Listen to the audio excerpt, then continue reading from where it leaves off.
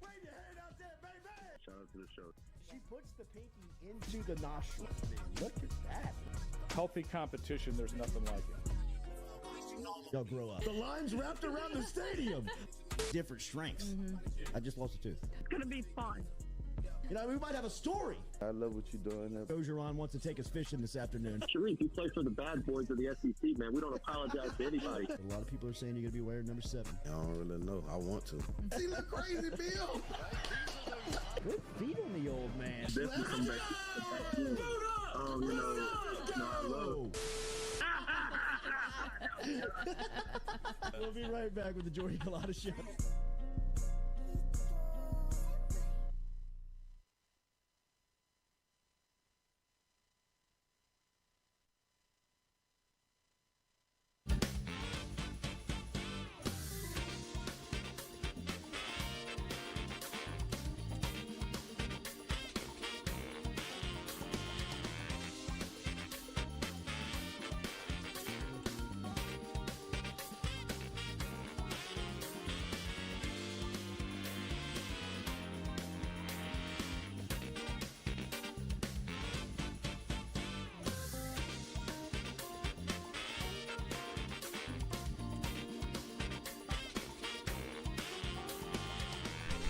All right, welcome into a Monday edition of the Jordy Culotta Show, driven and powered by Go Chevrolet, just like we are every single day. Online at GEAUXChevrolet.com. Lots to get to over the next 2 hours. Obviously, we'll lead with Pelicans and Saints tonight, Monday Night Football. Ravens in town for a huge showdown. Who are the Saints going to start? Who's going to be alive? It was good to see Tyrann Mathieu at that little game they had on Saturday. Women's basketball is playing well. That's right. We'll talk about it all here on the Jordy Culotta Show. Make sure and hit that like button, share button, comment button. Huge win for the Mississippi State Bulldogs, Whatever. Katie. Freaking Flirting back with your ex. No, I'm not. Took Hell overtime. no, not after Were they fucking Saturday night in Tiger Stadium, boys. Are you kidding me? What are they? What the shuck? What are they? 21? Were they down 21? It was ridiculous. They went into overtime with Auburn. Come on. Come on. Obviously, there is a ton to get to over the next 2 hours, and we will talk all about it. Saturday night in Tiger Stadium was one that will live on forever. If you were there, you will talk about it. I had the pleasure of being there. Shout out to my man, Tom Granning, who came through. Tom Granning came through with all of with tickets that our whole entire family, plus a couple of friends, could experience. Saturday night, we rushed the field. We were down on the field. More wine. It was incredible, man. It was incredible. It was an incredible night. We've got some images that we'll get to. We've got Brian Kelly in the post game talking about it, going for 2. Alabama. Not only did LSU beat Alabama, but they beat the referees.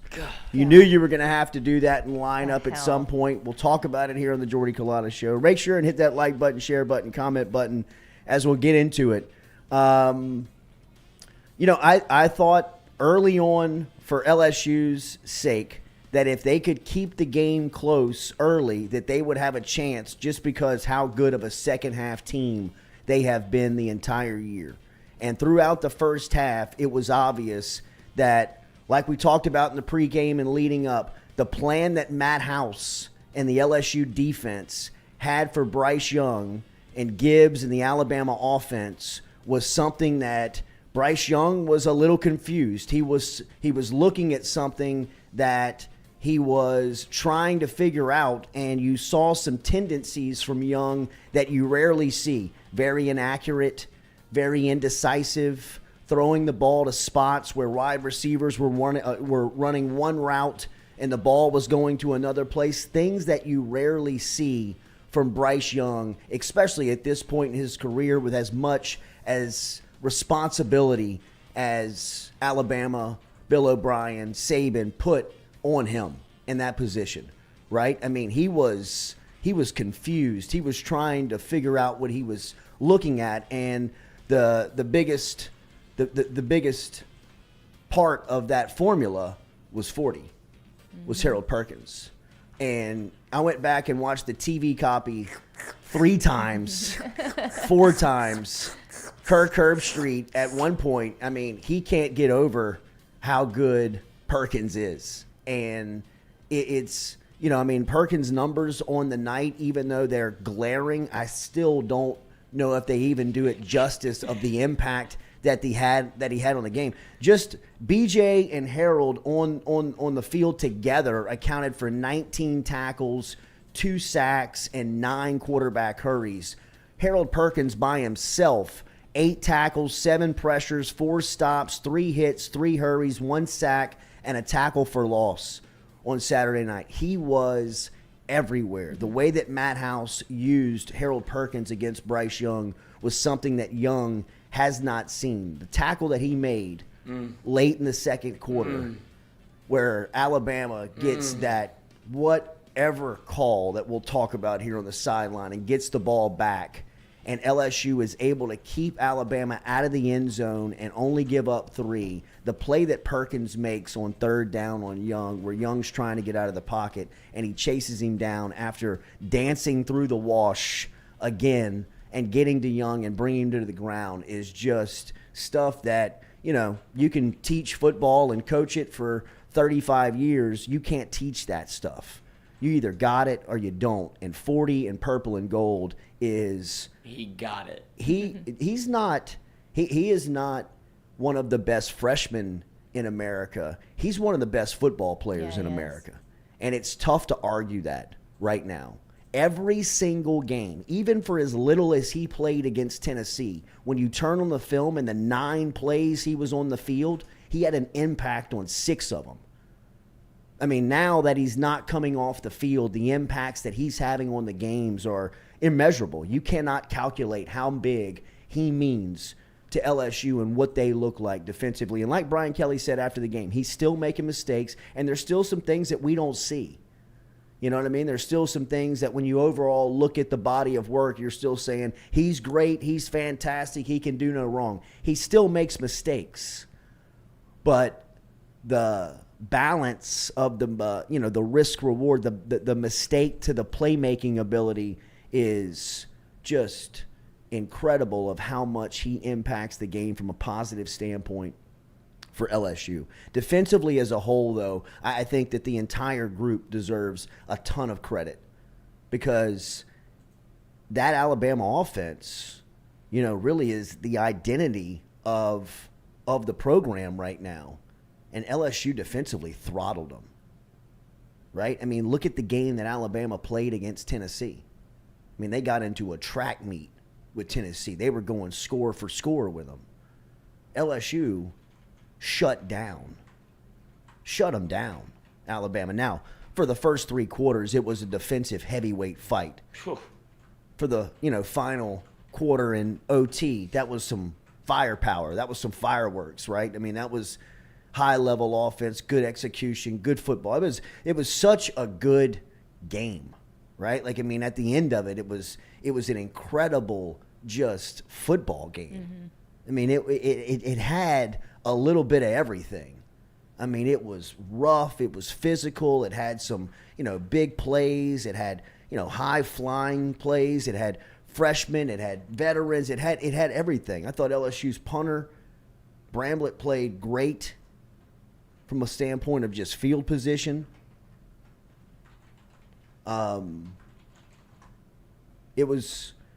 thought overall that the performance of all 3 units for LSU was fantastic. So that's my thought on the defense. Offensively, Jaden Daniels is, for as much as we talk about Harold Perkins being one of the best players in college football right now, Jaden Daniels feels like he's one of the best quarterbacks he is in college football right now. For somebody as the way that he impacts the game, and now you can see with the way – it's been interesting for me to watch the way that Brian Kelly coaches Jaden Daniels.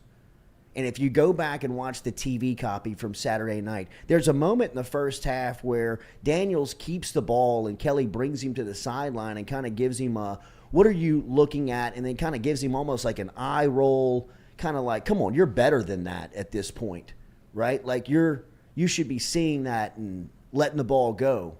But early on, you could see how they were, trying to bring him along and developing him. Where he is now for what they put on him. I mean, he outplayed Bryce Young.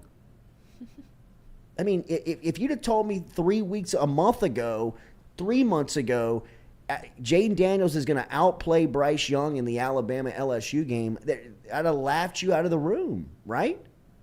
But now that the game is come and gone, Daniels, don't get me wrong, Young was great. He made some great plays. That play in the fourth quarter of keeping the play alive and making the long touchdown pass was vintage Bryce Young. But, I mean, Daniels made some really good passes. I mean, that play down the sideline to Malik Neighbors over Eli Ricks is a pro throw.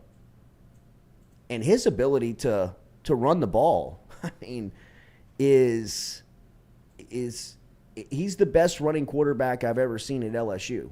I mean, some of the plays that he made in regulation, the one where he cuts into the middle of the field and slides is on third down. I mean, that is just special. You can't teach it. I mean, the overtime run, I want to make sure and highlight the overtime run, though. For Daniels, it was incredible to get outside. But the block that Mason Taylor and Josh Williams make on that run is like literal football pornography.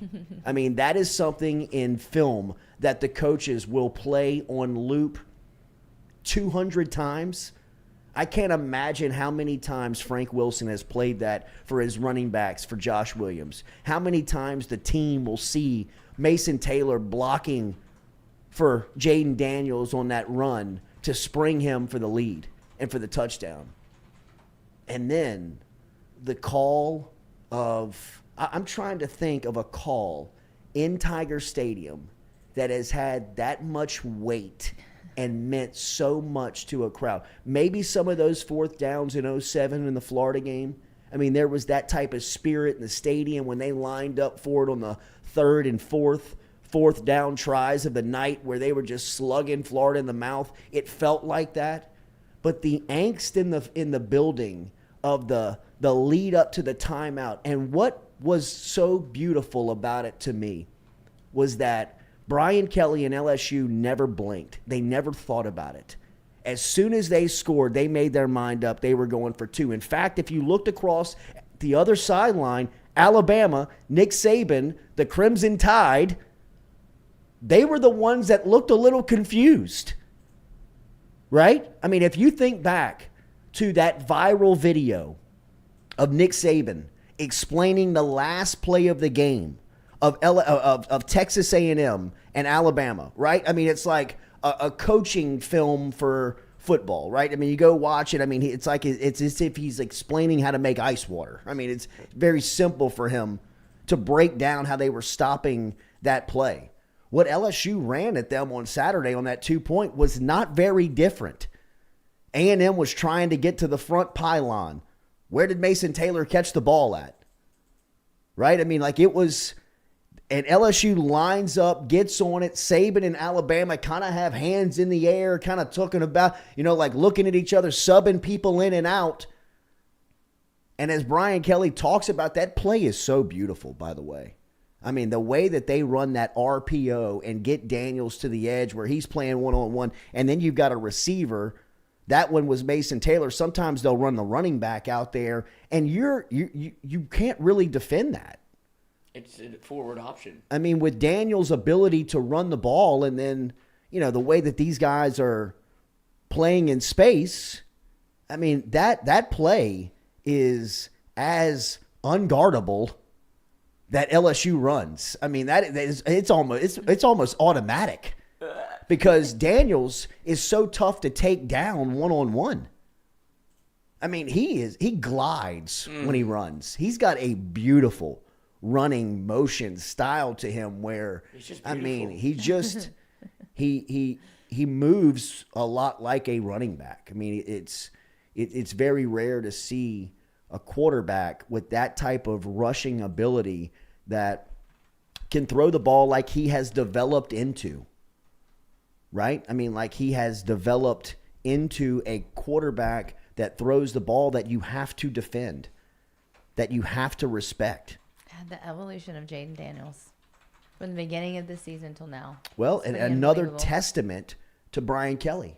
Mm-hmm. Exactly. I mean, go back and watch the on-the-field interview with Kelly after the game with Holly Rowe. I mean, Brian Kelly, a guy that came in here with a reputation that was very rigid, somebody that was, for all intents and purposes, he wasn't the perception of him. Nobody knew him down in Baton Rouge, but what you saw of him as Notre Dame's head coach, what you saw through your television was a guy that felt very difficult to get along with. Right? I mean, he had this personality where it was very edgy. He was always red-faced and screaming and yelling. Dancing. Right. I mean, it was just, and then to see him on the field after that game, crying. I know. With tears in his eyes. I mean, even Holly Rowe says to him, Coach Kelly, the tears in your eyes, this isn't your personality. Where is this coming from? And he says directly, I'm thinking back to and he says, and as Kelly, very sharp in the moment, as we always say, look, these aren't for me. These aren't personal tears and I'm crying for myself. This is for the team. Because I remember where we were in January and to where we are now, almost 11 months to the day of pulling out of the Houston Bowl with a JV team. Right, with a wide receiver at quarterback, and with guys that are going, changing positions to try and give you a team to play with, to 11 months later, defeating Alabama. And I'm hearing the criticism of this Alabama team of, what does it mean? What does it mean to beat Alabama these days? This is the same Alabama team that in the middle of the summer, everybody was decorating as one of Saban's best. A preseason overall unanimous #1 team, right? All of the young guys like Will Anderson and Bryce Young who had played meaningful time were now coming back as veterans on the team. And this was going to be Saban's, one of his top squads. Now, has it played out to be like that? It has not. But to lose all of this respect for Alabama throughout the season, I mean, come on, let's pump the brakes a little bit, man. This is still Alabama now. I think the king of the hill, the crown has been transferred to Georgia. Georgia looks like they are the king of the sport right now, and that they don't look like they want to give that crown back for a while. But Georgia has to look down the line and see teams that are coming up the trail on them and have to see LSU as a big, bright, guiding light that's coming towards them. Because the momentum and the feeling around LSU's program right now is on fire. I mean, literally on fire. If you've seen some of the recruits react to Saturday night, some of the guys that were in the building on Saturday night, choose a name. Whether it's Taviano, the big safety, the big defensive back out of Texas. Whether it's Desmond Ricks, the #1 cornerback in the country who was in the building on Saturday night. Go to their social media and check out what they had to say. Or watching that game. I mean, they're watching that game arm in arm. Taviano and Ricks are arm in arm watching that game at the end, filming. Somebody's behind them on social media. As soon as Taylor falls back in the end zone, both of them are sprinting towards the field as if their favorite team had just won the game. It's like they were on the team, Coach. Right? I mean, to see the impact that this is having and the cloud that is mushrooming around LSU football and the way that the program is trending right now, it feels like there is now, on Saturday, somebody as we're walking down the ramp. I mean, I got 3 of Jordan and 2 of his buddies are sprinting down the ramp to get down towards the field. Kelly's in front of me. I'm behind him trying to play dad. Like, everybody stay close. Keep your phones on. See of people just raining in. Some guy grabs me and looks at me and goes, "It's a rivalry now, Culotta." You knew it. And I mean, like, I was like, yeah. You got me, bro. You got me. You got me. But to me, you're right. I mean, the meaning of a rivalry is where it's going to go back and forth. So now it's a rivalry again. Hey, man, if LSU can compete and beat Alabama and, year in, year out, have a chance, a real chance to win the game with no smoke and mirrors, with no, problem of, even though the kick out of bounds late in the game, I'm thinking, are you kidding me? Are you fucking with me right kidding now? me right now? Oh my God. I mean, not only do I have to deal with the referees, which, by the way, let's talk about this call. Are we getting into real what quick. the shuck? I mean, no. That's What the shuck is rolling on, man. That's what the shuck. Yes. All of it. What the shuck is, okay, you know when this is why there is a reputation of when you play Alabama that you've got to play the referees too. Now, let this be said. I know that Alabama had plus 90 yards in penalties on Saturday night. And a lot of their penalties are egregious. That watching a Saban and Alabama team these days, that is the most surprising part of just how undisciplined they are. I mean, the amount of just boneheaded penalties that they get to cost themselves drives, opportunities is just you never thought the day would come where you would see a Saban coach team be so undisciplined. So, look, man, first things first, they were penalized for 90 yards. I'm not saying that they were cheating to try and keep, but the play on the sideline with Latu, the tight end for Alabama, that Greg Brooks recovers the fumble. That's the worst call in football I've ever seen, and I know that by the letter of the law, that's the rule. I mean, even the guy Bill, whatever his name is on ESPN, is explaining it, and Herb Street on the broadcast says to Bill, he goes, "Well, Bill, I feel sorry for you having to explain that one on social media tonight." He's like, "Good luck there, partner." Because, I mean, like, even Fowler and Herb Street, while they're explaining it, they're like, "Bill, he's not even touching it." He's like, "Well, I mean, Bill, what do you mean, like right now?" I mean, like, Bill's like, "Hey, look, guys, don't shoot the messenger." You know what I mean? He's like, this is the rule. And I mean, like, as I'm sitting in the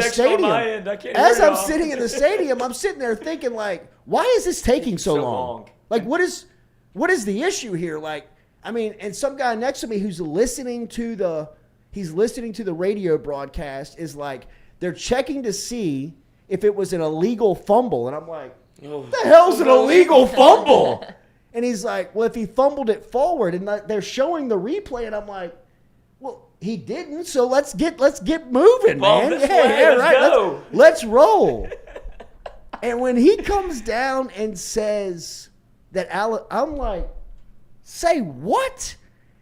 And I understand it's a bad rule. Right. It's a horrible rule.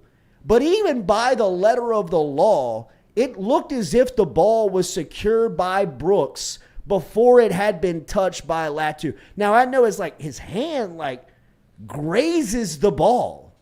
And if that's the rule, that's a shitty rule. You need to blow that up, and you need to use that as the example of why the rule sucks so bad. But even by the letter of the law, you're even thinking like, well, this is kind of debatable, right? I mean, even like, it wasn't like Latu pushed it forward or tried to grab it. His hand grazed it as Brooks has the ball secure. Huge play, but again, credit LSU's defense, which I think it starts with Major Burns, where he screwed up, right? He gives up the crossing route to, I believe, was that Brooks, the wide receiver? I don't know who it was. Maybe McClellan? It was the running back that isn't Jameer Gibbs, number 2. Right. I think it's McClellan. He gives up the crosser, and I think he's gone. And Major Burns chases him down from behind. He has no angle on him. If you're looking at it, he is running direct line behind the receiver and is able to keep him out of the end zone. And LSU stop, field goal, huge deal right there. But the rule on the sideline, I would just say, okay, you get a pass there. I give you a pass. If that's the rule, it's a terrible rule. Blow it up. Huge play. Credit House, LSU's defense, for making the stop, holding them to a field goal. You get to the second half. I mean, my God. That is a Patrick Peterson 2 feet inbounds 2008 interception picture right there. I mean, that is amazing that Alabama was able to keep the football at that point. But okay, you know what? You're enforcing the rule. I'm with you. It sucks. Terrible rule. You should talk about it as a rules committee. First opportunity you get. Then get to the second half and into overtime where on an enormous play, third down for Alabama's offense, Mekhi Wingo gets his hand into the passing lane. Ball changes the trajectory of its flight. You can see it as clear as day. They're showing it. Credit to the replay guy in the stadium. He should get a raise. Into my brain. That's exactly right. It is burned into my brain. And that's what it should be, because when it's so obvious like that and you're at home, that's what should be happening, because 95,000 should be raining down at this moron being like, what are you looking at? You don't think that fucking guy wants to work for LSU? What are you I'm a fan of Absolutely. LSU football. Play it again. Zoom in. Play it again. Zoom in. Slow it Play down. it again. You look like you work for Play it CSI again. Miami. Should I play it again? Play it again. Play the heads. Play it again. Don't ask me if you should play it again. Just keep playing it over and over Can we play and it over a few and times? over again. Unbelievable. And then the guy gets on the microphone, and you can see Brian Kelly's face as they are contemplating whether or not what the call is in review. It was almost like Kelly was thinking, and I was sitting there thinking as I'm watching the TV copy at like 1 a.m. on Saturday night. I mean, I was just like buzzing off of football. I mean, I was like, chop it up. Let me snort more of this LSU Bama game. I need all of it. I mean, it was drugs to just keep watching this thing and seeing all of what was happening. But Kelly, he's kind of got his arms, kind of like these sons of bitches. These. I have been told about this LSU Alabama game, how there's always something that comes in here that you can't account for, and these sons of bitches are about to blow it for me right here. And it was like when they said the ball had not been tipped on the review, he had this smirk to him like, and you know what I kind of thought in watching it back was that he thought in that moment, if we score, we're going for 2. Because I'm not letting these guys get another opportunity to job me out of this thing. And if they get a chance, it's obvious that they will take the opportunity to screw us. Yeah. They will do that. I mean, there's a report. Like, I'm talking about like that one of the back judge walked up to Mingo and told him in the game that the referee knew it was tipped. No. Yes.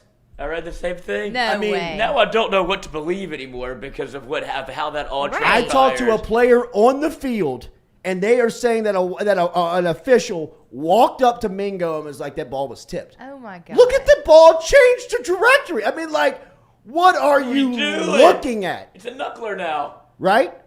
Oh, so, I mean, so bad, dude. Unbelievable. So 2 plays later, Alabama's in the end zone, and you knew then. It was like, man, hey, look, you got to beat Bama, and you got to beat these cats in the stripes, because that's what it's going to be, right? I mean, that's how it's going to be. So then on the first play of OT, what a beautiful play call, by the way, of Jaden Daniels, putting the ball in your best player's hand and giving him the option of you throw it or run it, bro. The coaching staff trusts you enough with the ball to make a choice on the move. And Josh Williams, who intended to be a receiver on the route, notices that Daniels puts the ball in his armpit and is tugging this thing, and the block he makes, I mean, it is such a textbook stalk block in the open field. I'm watching and it right now. looks easy. He makes it look easy. He does make it look easy. But I've it is watched so it 3 hard to times do. now. I know. I mean, that is a one-on-one fight. Yeah. That guy is It's squared amazing. up with you, and you just run up on him and shove him back, and it looks like It looks like an adult shoving a kid. Yeah. I mean, it is, and it springs Jaden Daniels into the open, and it was mayhem in Tiger Stadium. I mean, it was drinks flying, people flying, people hugging, people high-fiving. It was an incredible feeling, and I'm standing next to, look, there's little Jay and his buddies right there, and that's right before the moment. His face. Oh, to him. The Badger. The shot of the night, dude. Oh, no. How'd this sneak in here? Oh, Who could this be? Oh, my God. Yes. Oh, I had to get a What taste. a beautiful night. Look, man. if you hold on, and there's just a bottle of bourbon on the field. I'm sure there's lots of bottles of bourbon It was on it the was field. chaos down there. Look, there's just this a little bullet right there for you if you want it. Nice. It's fucking Damn, dude, prison. That's a big bottle. Yeah, I mean, I think somebody it couldn't have been me. Do y'all know who the Tigers defeated in their last overtime win before this one? Last overtime win before Who and this when? one. Give me the year. I was and gonna say when? the same thing. Okay, Give the me a year is clue. 2011. 2011. Year is 2011. It's Alabama. It was Alabama. Alabama. 9-6 in overtime, exactly 11 years That's the last to the day. OT game. The last You know OT what I win. thought? The And you know last what I OT thought Tigers immediately was that LSU wins the toss, which is beautiful, but Bama wants to go to the other- south. Exactly. Yeah. And I thought back to what was that 14 when Kiffin went and he drew up that beautiful 2-point Hit him with the play. whistle. And I was like, oh, shit. You want to be in the north end. You want to be with the students Student here. section. But you do want to win the toss and give them the ball first so you can react. And if LSU doesn't get hosed on the tip call, they hold them to a field goal. I mean, that was third down. That was third down, absolutely. I mean, they're off the field. They hold the field goal. But, you score in the first play of OT, and Brian Kelly makes a call that I believe, look, man, you will hear me say all the time, I hate to speak in hyperbole in this job. As soon as you say that's the best I've ever seen, that's the best to ever do it, he's the greatest alive, somebody tomorrow will do it. And in sports, that's usually how it works. This is a call, though, that will live on forever as far as Brian Kelly, LSU, and his career here lasts. People will, it felt like this was the moment in which he's the dude. He's the guy. He's LSU's. He's their head coach. And that had to put the rest of the conference, especially the Alabama faithful. That's what I got more than anything in speaking to Alabama fans. And there was two of them that were sitting next to us, and they were great. They were fantastic. I was They were gonna into ask the about game. that. They were If you into had it. any. But there were a couple of them up in that were up. We were in the Stadium Club watching. There were a couple of them that were, we had they were one. some gumps. We had they one, were and everyone They were hated some her. titers. Speaking of Gumps, shout out to our guy, Hunter, coming through on Mic'd Up. That's so Thank you for the sweet. victory Hunter drinks. Hall. Thank you for the victory drinks, Hunter Hall. Thanks for coming through. Got the crew a couple of M&Ms, because apparently we talk about those a lot. I love and it. just, the Gumps, they got a little heart in them. So I Yeah, appreciate it, they do. Hunter. Some of them do. Great community we've built here, Jordy. And a couple of, like that. Yeah. Is it Culotta? Yes, we appreciate it, Hunter. Thank you for the gifts. Thank you appreciate for it. being there, man. I do appreciate it, old Hunter. You're Yeah, not you about might as to well do be a popping shot one, right bro. I now. love it. Thank Oh my you. God. You like that? It's 7:30 a.m. Hell yeah. Never tasted so good. I'm scared. There's a distillery there, so shout out. It's good. What is it? Is it vodka? It is rum. Oh, Where did all the rum go? okay. Make sure to hit that like button, share button, comment button. Remember, our first hour every single Monday here on the Jordy Culotta Show is brought to you by Bayou Carlin Oyster Company. Bayou Carlin Oyster Company, located down in Acadiana. They got grilled oyster kits that they mail right to your back door. They have shucked and buttered oyster kits delivered to your door. They do the shucking. You do the grilling. Find out more online at BayouCarlinOysterCo.com. BayouCarlinOysterCo.com. If you buy online and use the promo code Jordy, you save yourself 20%. Remember, use the promo code Jordy online. Save 20% over at BayouCarlinOysterCo.com. They bring you our Monday morning first hour What the Shuck reaction, and it was a beautiful night in Tiger Stadium, man. One that, if you were there, I saw a lot of father-sons. I saw a lot of families. I saw a lot of people that were experiencing, a lot of buddies, a lot of people in there that were just enjoying the night. And it'll be a night that Definitely you some breakups. think of. Yeah, a lot of breakups. I've never screamed so much Definitely at some Tiger love. Stadium in my life. There's I've gonna never be- screamed for the Tigers. Like That that. you couldn't help it. You got I swept up couldn't help. into it. I mean, I was so into it. I would like to see 9 months from now the baby count. That's right. I said that on the way out. I said that That's on the true. way out. That's Gonna a be a good lot of point. Bryans and a lot of That's a good Kellys point. in that no month. doubt about it. A lot of BKs. A lot of PKs. Brian's or Yeah, Kelly's, right. boy or girl. This is Jaden. This is Josh. Mason. This is Yes, Mason. exactly. My boy Mason Taylor. Oh my God, that What a kid. freshman year this Watching cat him has grow had up in, before our man. All eyes. these freshmen. It's Our unbelievable. kids were asking that. They were like, "How are they so good?" And we're like, "Some people are just freak athletes." Mason Taylor, Good bloodline. good on him. He Well, is yeah, a good phenomenal bloodline. athlete, but my man is, you want to talk about the genetic lottery. Yeah. You know what I mean? This guy, dad is a first ballot Hall of Famer, Jason Taylor with the Miami Dolphins. Never His sweated. mom is a world-class athlete, too. I don't want to just label his mom as Zach Thomas's sister. She is a world-class athlete as well. What did she play? But I think she was a swimmer. I don't Yeah, want she did Olympic sports stuff. Yes, she did. She did Olympic Wow. sports stuff, but she is a phenomenal athlete as well. And his uncle is Zach Thomas. So I mean, you want to talk about not just an athletic genetic bloodline, just like a football bloodline. And He's just a football. I mean, he is. But to what it see looks like. to see that moment with him and his mom after the game. That was sweet.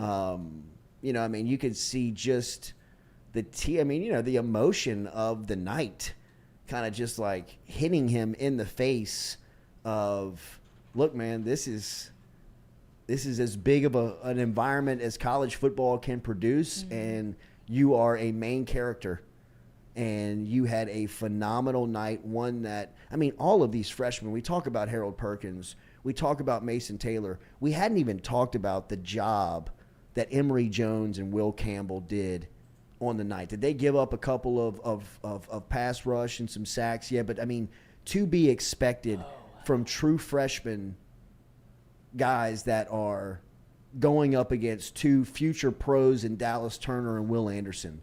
And for them to be on the edge, hold their own, and I mean, Kelly gave an explanation on Will Campbell when he gave up the sack on Will Anderson and came to the sideline, and Kelly's like looking for an explanation.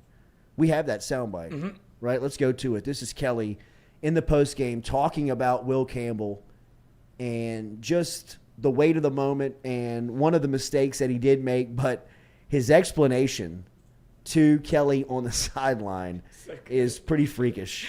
That boy don't know how to raise no dog. He's a grown man. I don't know how they do it, to be honest with you. It's amazing. Now, they have a mental toughness that is unusual for their age and lack of experience. They just are so strong mentally that they can go back after, Campbell gives up a sack and he comes to the sideline and he can explain to me precisely what happened and the steps that he's going to take that it never happens again for the rest of his life. I'm like, whoa, we're good. We're good here. Just get to the next play. But that's how unusual those two freshmen are. They are so focused on doing their job and doing it well. It's quite unusual. Look, it's amazing to think about, man, the future of LSU football. I mean, this true freshman class, even, the redshirt sophomore or the redshirt freshman in the sophomore class. I mean, Mekhi Wingo's a sophomore on this team. It is crazy. I mean, like it's wild to think about.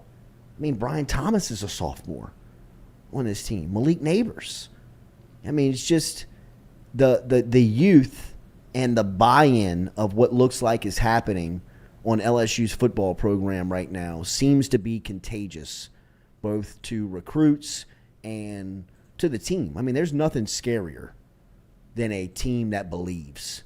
And LSU looks like a team right now that they believe. And one of the great coaching jobs to be done on this LSU team always is the turnaround after the Alabama game, right? Because there is a huge high, and there will still be high when you go into the press conference today. There'll still be people talking about how magical of a night it was, how great of a win, some of the stories that they heard. People asking still about Saturday and what went into it. And nobody's going to be talking about, I'm sure Brian Kelly will be, but just the masses, all of us, talking heads, won't start talking about Arkansas probably until about Thursday or Friday. Arkansas, they dead. What did you see where the kickoff is?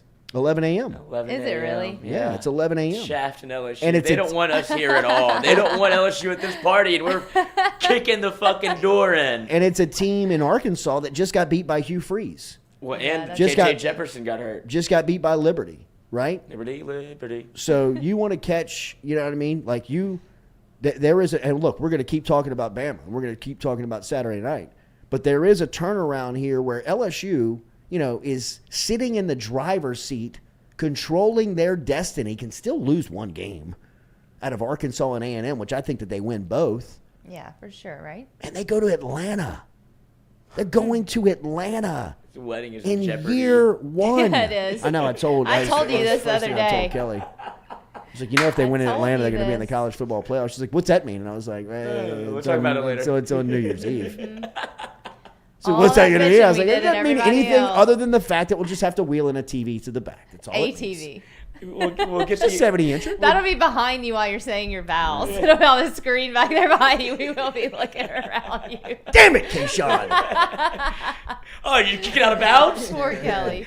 Dude, that out of bounds kick, did you not Oh! 2012, Dude. what the shuck? Are you kidding I fell me? out my chair and I laid down the aisle and said, I'm Oh dead. my And of God, course, I Jack couldn't Sedlow, believe it. you troll, texts me. He's like, how do you feel about that? And I was like, Jack, I'm fucking dead right now. Don't talk to me. And they go right down the field. I was like, Oh, I don't man. want to rewatch this movie, dude. It was I don't want to unreal. see it again. It was unbelievable. That's my what the shuck. Of course, we were wondering how special teams could do it. Everything up to that point was perfect. It was. It was actually better It was. than you could have ever believed. And then you do this after you've kicked it out the back Oh, my God. multiple times, and Oh, you're my like, God. how don't we try to throw the old Phil Necro knuckleball out there? And Oh, it's my going. God. I'm on that side where I'm seeing. I was Oh, like, my oh God. no, he I was never seeing gambled it. less, I was like so- coming back, like haunting So this Tiger Stadium. I thought that he was gonna like pop in. They were gonna put him on the scoreboard, like finger in the ear.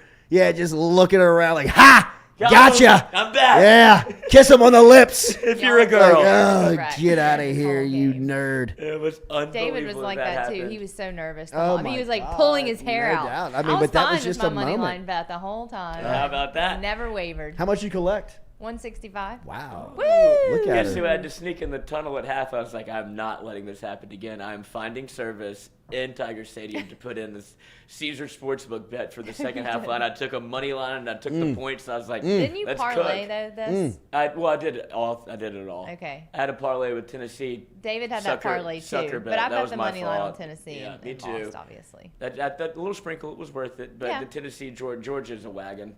That's a problem. We play Mississippi State Yeah. plays Georgia next door. Georgia. Oh, God. Good luck. Get out of that Can y'all even relationship. imagine? Lord, yes. Can you even Dump him imagine? now. Dump 'em now. I mean, Yes. It's problematic. Leave on Can Monday. you At least even by Saturday, you'll have a imagine? couple of days to get over it. Well, you saw Brandon Walker's tweet because the show tagged me in it too, where he was like, watching Mississippi State football is the most disappointing thing I've ever done in my life, or something to that effect. And I was like, I feel you.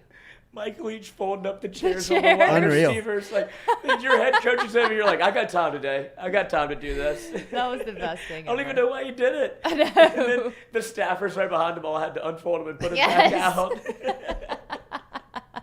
Mike Leach calling plays, then going, oh, I gotta send a message to my guys. Unbelievable. If you were wondering if there was a transition in power of college football last January in Indianapolis, where Georgia defeated Alabama in the national championship game, wonder no more. The Georgia Bulldogs are the king of the mountain They are. right now. And they took that Tennessee offense, which, by the way, can we all chill on the 2019 comparisons to LSU Oh my God, I from know. Tennessee? I mean, be back for at least more than a month before you start comparing yourself to one of the best teams of all time. It ain't So 1998. awkward. I mean, for as good as we thought Tennessee was on offense, Georgia's better on defense. And Georgia is doing it. And Kirby Smart keeps wanting to tell everybody, which, by the way, I love Kirby Smart. I mean, love I Kirby wish Smart. I love Brian Kelly. They knocked a home run, but I'm just talking from a mentality standpoint. Yeah. The way that he's just out in the front. I mean, you forget Kirby Smart was a player. He was Peyton Manning was telling a story about that they went on a recruiting trip together at Florida, and Kirby Smart and him partied on Friday night. They were telling like some of the party story. But Smart went into Spurrier's office after the game on Saturday, and they told Smart that they weren't going to offer him. And Smart, like, walked out of the place, like, MF in the place. Like, fuck this place.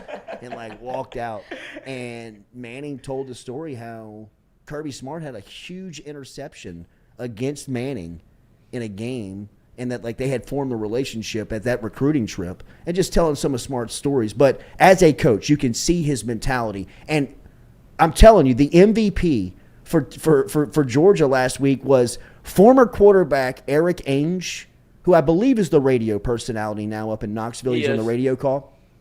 Said that Sanford Stadium has never been an intimidating place to play. Like, he said it like on Tuesday of last week. Kirby Smart catches wind of this. By Thursday, he's got the whole state of Georgia coming to the stadium and tells them, you better not have your voice Monday morning when you get back to work. That place was rocking. For as good as LSU's atmosphere was on Saturday night, it's untouchable. Untouchable. When Tiger Stadium is in that element, you can have them all. Your Penn State whiteouts, your Georgia blackouts, your Alabama, whatever you're doing over there. I know what they're doing. I got a full description. You can't hold a candle to what LSU from an environment atmosphere put out there on Saturday night. I mean, Matt McMahon rushed the field. Kim Mulkey was down there coaching. Jay Johnson was walking around the bowl. Everybody who's anybody that means anything to competitive sports at LSU was selling the hell out of Saturday night. That's as good as it gets. LSU cannot produce a better environment, a better atmosphere than what you saw on Saturday night. And not that I'm some historian, not that I'm somebody that comes to and you have to hear about the history, but I've seen a ton of football in there over the last 30 years. Some great games, some games where the field was stormed. There was nothing like Saturday night from just a pure atmosphere environment. That's as good as LSU can give it. Look at that place. I mean, it was unbelievable. That's as good as it gets. And I thought Sanford Stadium, for the same vein, was a really tough place to play on Saturday for Tennessee. I mean, all those false starts that Tennessee was getting, that's no accident. You know, it's no coincidence. They can't hear. They can't communicate. They can't talk to each other. And that was crowd noise. And for the way that they affected it on Saturday night at LSU, the same way I thought had an effect on Georgia, Tennessee on Saturday. And Georgia they're just so good. I mean, they got Players. dude after dude They do. after dude after dude. I mean, that Stackhouse cat, that defensive end, I never heard of that guy. I mean, like, I didn't even know he existed. It does feel like I 20. mean, where does this 2011, guy come 2012 from? I mean, they're LSU, just like Marquise growing Mingo, like defensive Hunter. linemen on trees. They are going He doesn't even to start. rip Mississippi State. Oh, they're gonna you'll kill have you. Yeah, there will be 0% 0 chance. points. Oh, yeah. There will I mean, be 0 points scored against They're them, gonna I kill feel like. mean- We were tailgating before this game with some Alabama people. We're at the tailgate.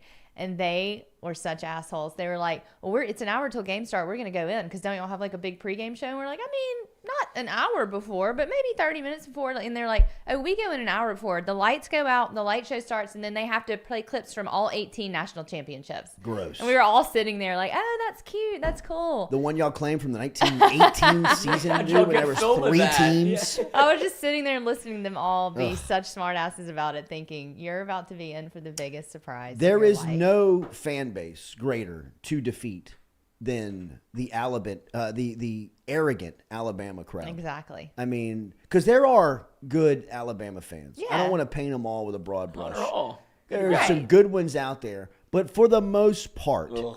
they are the most arrogant. But they can't most help it. No, I get it. And they have reason I to get it. be, you I get know? it. And I always think back to what T-Bob explained, and he's right. He's right. He's always been right. In Alabama, there's nothing but letdowns. Mm-hmm. There's no sense of accomplishment anymore. They want to burn Saban's house down this morning. You know what I Yeah. mean? Like, they could care, but Right. care less about the Six Natties. Right. They could care less about all. Like this morning, he's done. It's over. He's forgotten all football. He's a moron. He's Les Miles. I mean, like, they're talking about Nick Saban in He's too Alabama old. in some circles as Exactly. if he is less, right? Like, having no idea that, I mean, you got the best of all time. But, I mean, there is no more fan base that is gratifying. I mean, some of the sights walking out, I mean, like, some of the youngsters that are, like, crying leaving Tiger Stadium. I mean, back in the day, you would want to, like, tap them on the shoulder You and, mean like, talk. Alabama Yes. fans? and just like talk massive just shit to them. But I mean, it was so funny just to walk The letdown. and watch and just hear them just talking to their girlfriends, like, Yeah. and just I mean, I like saw people sitting on the side berating of the them road, on the like, way in. yes. I mean, just like they were so sad. I mean, I saw families sitting there together.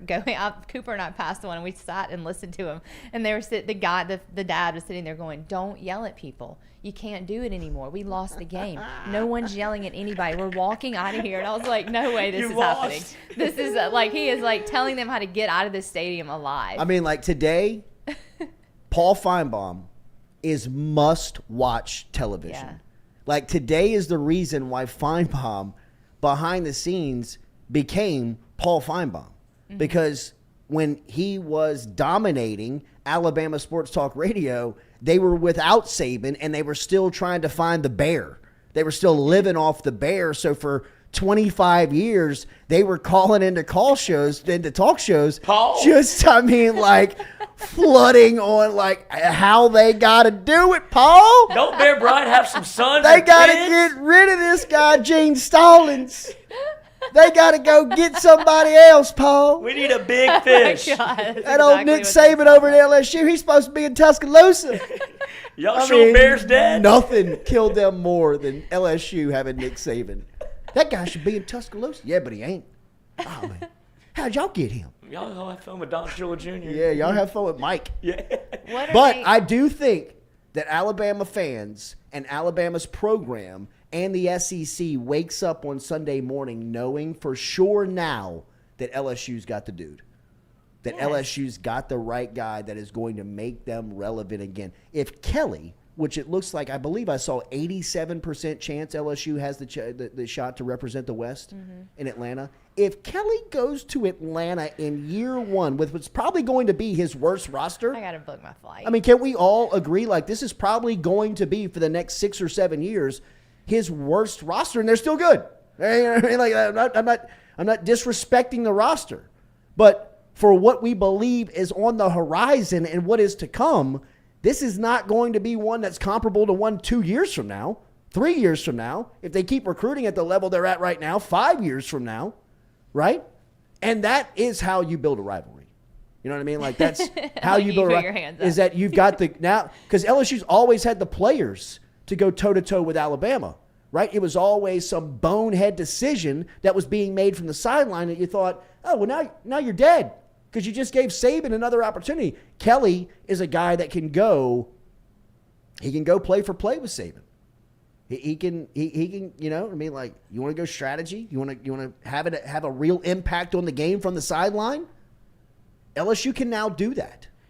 I mean, and that has to be very, very intimidating for a lot of people around the SEC West, especially SEC and college football, knowing that if Kelly does fulfill this contract, which we have no reason to believe that he won't here in year one, but if he stays for a decade and he stays for 10 years and he has that type of passion where he's crying into an ESPN microphone after a win over Alabama, it means that much to him. Right? Like, that was the thing I thought. Like, beating Alabama meant a lot to Brian Kelly. Nick It meant Saban. everything to And him. Nick Saban. Yeah. I mean, he has never beaten Alabama. I mean, think about that. You've been in the trade for 35 years. Alabama's probably, when he got into it, Alabama was great. You know, and to be 35 years into it and not to overcome that mountain and to beat them with Saban as the head coach in year First year one. at LSU. In year one, you could see it kind of all like, I mean, like the tear. Brian Kelly's crying, bro. Yeah. You know what I mean? Like, this ain't Ed O crying off the shrimp boat because he's LSU's head coach anymore. This is Brian Kelly crying because we made it and we're here to stay and I can really do this here. I can get to the final part of my career of, yeah, I'm the winningest coach at Notre Dame. Yeah, I've done some cool stuff along the way. Yeah, I've developed players. I've put guys in the league. You never won a national championship. I'm crying into the microphone thinking, I can do it here. Because I just beat the guy and the program with my first team. The same team that I remember 10 months, 11 months ago, almost to the day, was playing a wide receiver at quarterback and didn't have enough offensive linemen to fulfill a roster. And here they are in year one with a quarterback developed, depth on defense, playmakers on the outside, and a head coach that can strategically go up against anybody you put on the opposite sideline of him. I mean, all of the jokes leading, I mean, like Dusty and Danny led off this morning about playing like, he can say family however he wants to now. Like, all right, you get it. But I mean, he is LSU's head coach, right? I mean, anybody that was, he kind of doesn't feel like he fit. He's here. He's here. He's in. He's locked in. He's building like he said, a contender. October's for pretenders. November is for contenders. And LSU woke up on November 7th as one of the biggest contenders in the sport. I mean, if you're Clemson, how do you feel this morning? Pretender. Right? If you're TCU, how do you feel this morning? Contender. Right? Line them up. I think we have some people who jumped in late and probably who have not listened to the show maybe in a month or so, but Crossroads says, I just think you probably need to reiterate this, Jordy. Jordy, do you believe in JD5 yet? Do you still think that he's not the best QB on the roster? I think BK knows what he's doing. You got me. I mean, we've been talking about it for the last 3 weeks. Nice to see you again. There's no better example on the roster of development than Jaden Daniels. I mean, if you go back to the Florida game, if you go back to the Ole Miss game, if you go into Saturday night's game against Alabama, you can see the progression.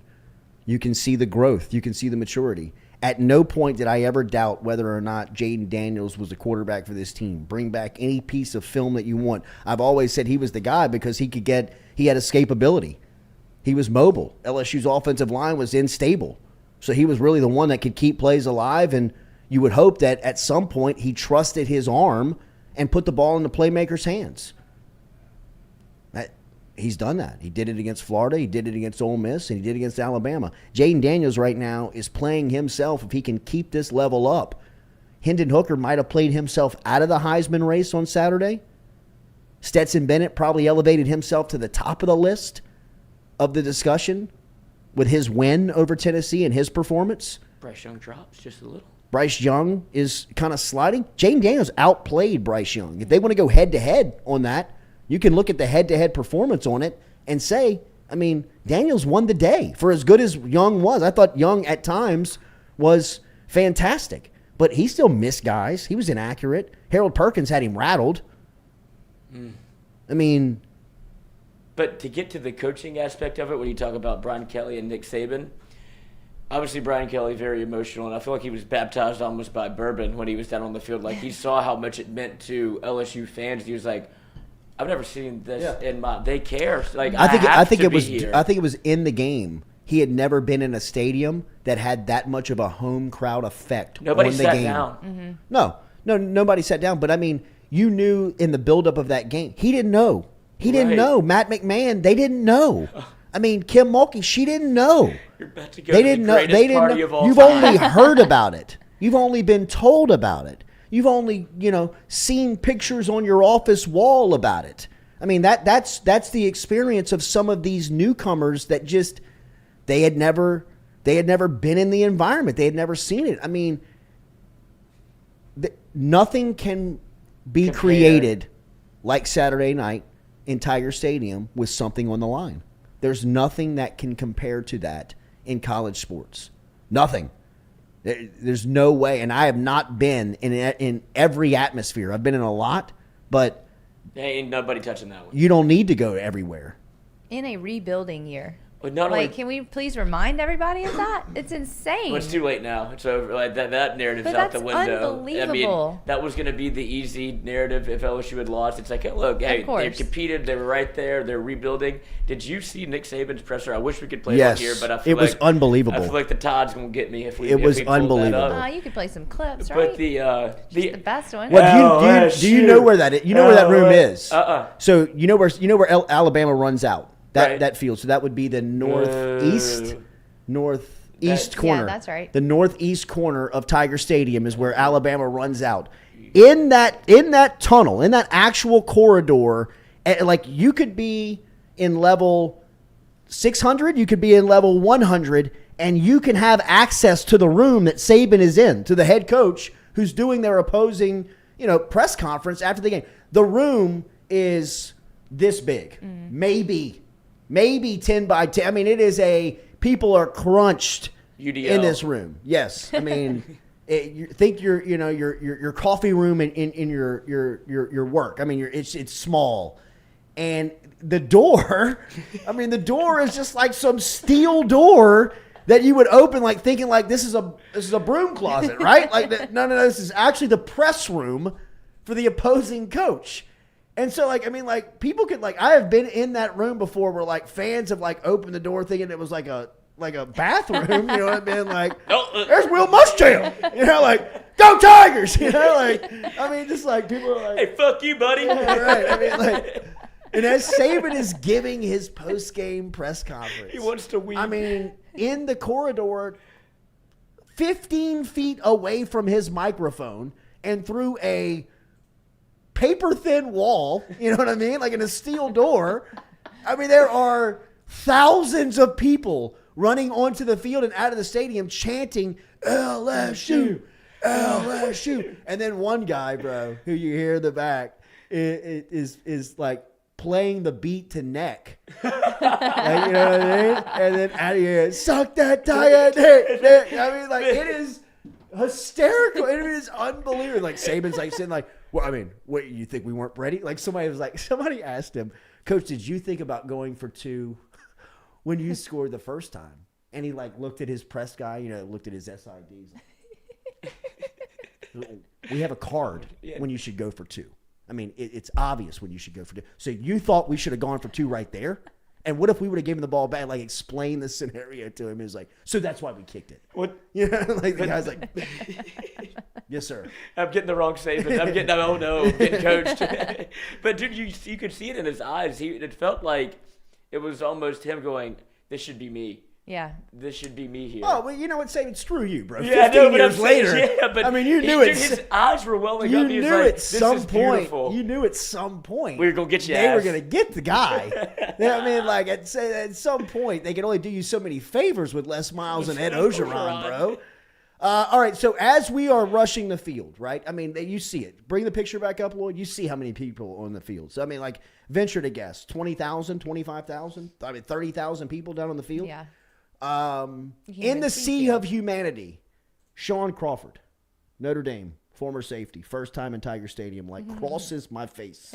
He's, like, right there. And I'm like, yo, Shaun. He's like, this is amazing, bro. I mean, like, he is, like, floating on air. And he is going to join us next and talk about that experience, talk about his conversation with Brian Kelly in the lead up to it. Remember, our first hour every Monday morning is brought to you by Bayou Carlin Oyster Company. Get in touch with Bayou Carlin Oyster Company online by logging online to BayouCarlinOysterCo.com. Grilled oyster kits, shucked and buttered oyster kits delivered to your door. All you got to do is go online. They do the shucking, you do the grilling. Use the promo code Jordy, save 20%. Shaun Crawford of the On the House podcast. Next here, Jordy Culotta Show, driven and powered by Go Chevrolet.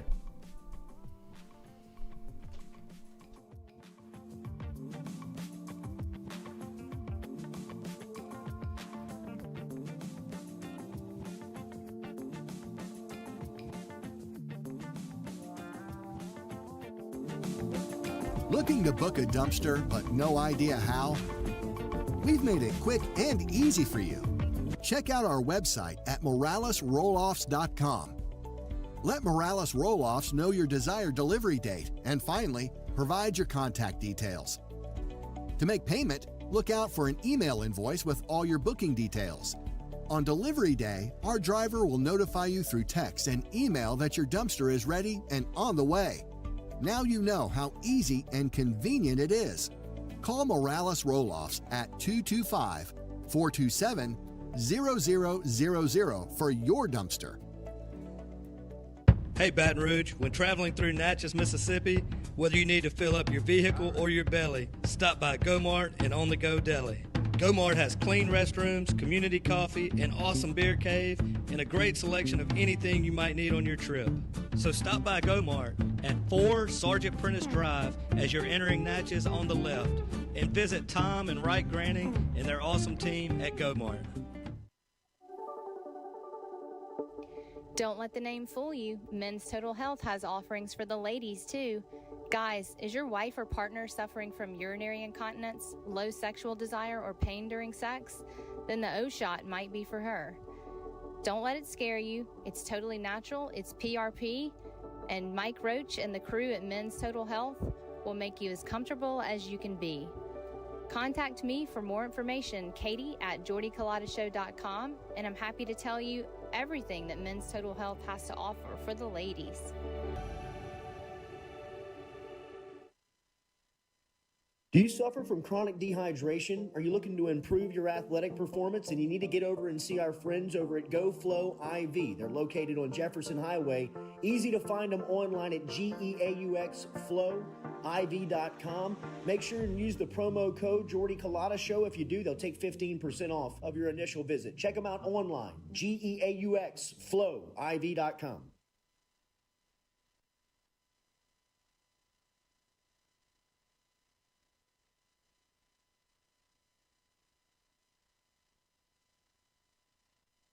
In a wreck, Gordon McKernan Injury Attorneys is ready to go to work for you. Come meet your team. I'm your intake specialist. I coordinate your case and connect you with your attorney and paralegal. That's us, your legal team. Thanks. And we'll fight to get you every dollar you deserve. I'm your settlements and disbursement manager, and I'm here to get you paid on time. I'm attorney Gordon McKernan. Put our team to work today. Just call us. Get it done. We're sitting in the dugout. So funny you say that. And Pelfrey is not pitching today, but he had he's in full uni, he's turfs, and he's standing up on the First step. fence, whatever, just like this, watching the game. And we start talking about, pissing your pants, something whatever. He was like, "I'll piss my pants right now." And we're wearing, No way. We're wearing gray pants, long gray pants. He goes, "I'll piss my pants right now." No, you won't. Yeah, how much money do you give me? So we gathered up however many people were in there. I think it ended up being $2,000 total. I pissed my pants for $2,000. And 100%. So he goes in there, and he's watching the game, and he just starts pissing in his pants, gray pants. Yeah. So you see it going down his pants, long pants going into his turfs. And he's just going into his turfs. He takes his turfs out and dumps out the pee outside on the warning track, on the dugout. And he just puts them back on, and he finishes the inning. He waits till the inning is over with to leave. And so he's watching the whole inning with piss in his pants. And everybody is dying laughing. Manager's laughing. Everybody's laughing. He gets up out of it and walks to the dugout, pee all in his pants, in the gray pants. It was awesome. Question in that game. You're listening to the Jordy Culotta Show live on YouTube. Catch it every day, 7 to 9 a.m., wherever you have internet access. Oh, my guy, the host of Mac and Cube. You said you wanted me to close it out. I listen to his pod every day on WJOX 94. I thought I was going to beat Charlie. I didn't. You were fantastic as always. Have a great call in Missouri. I'll see you soon, man.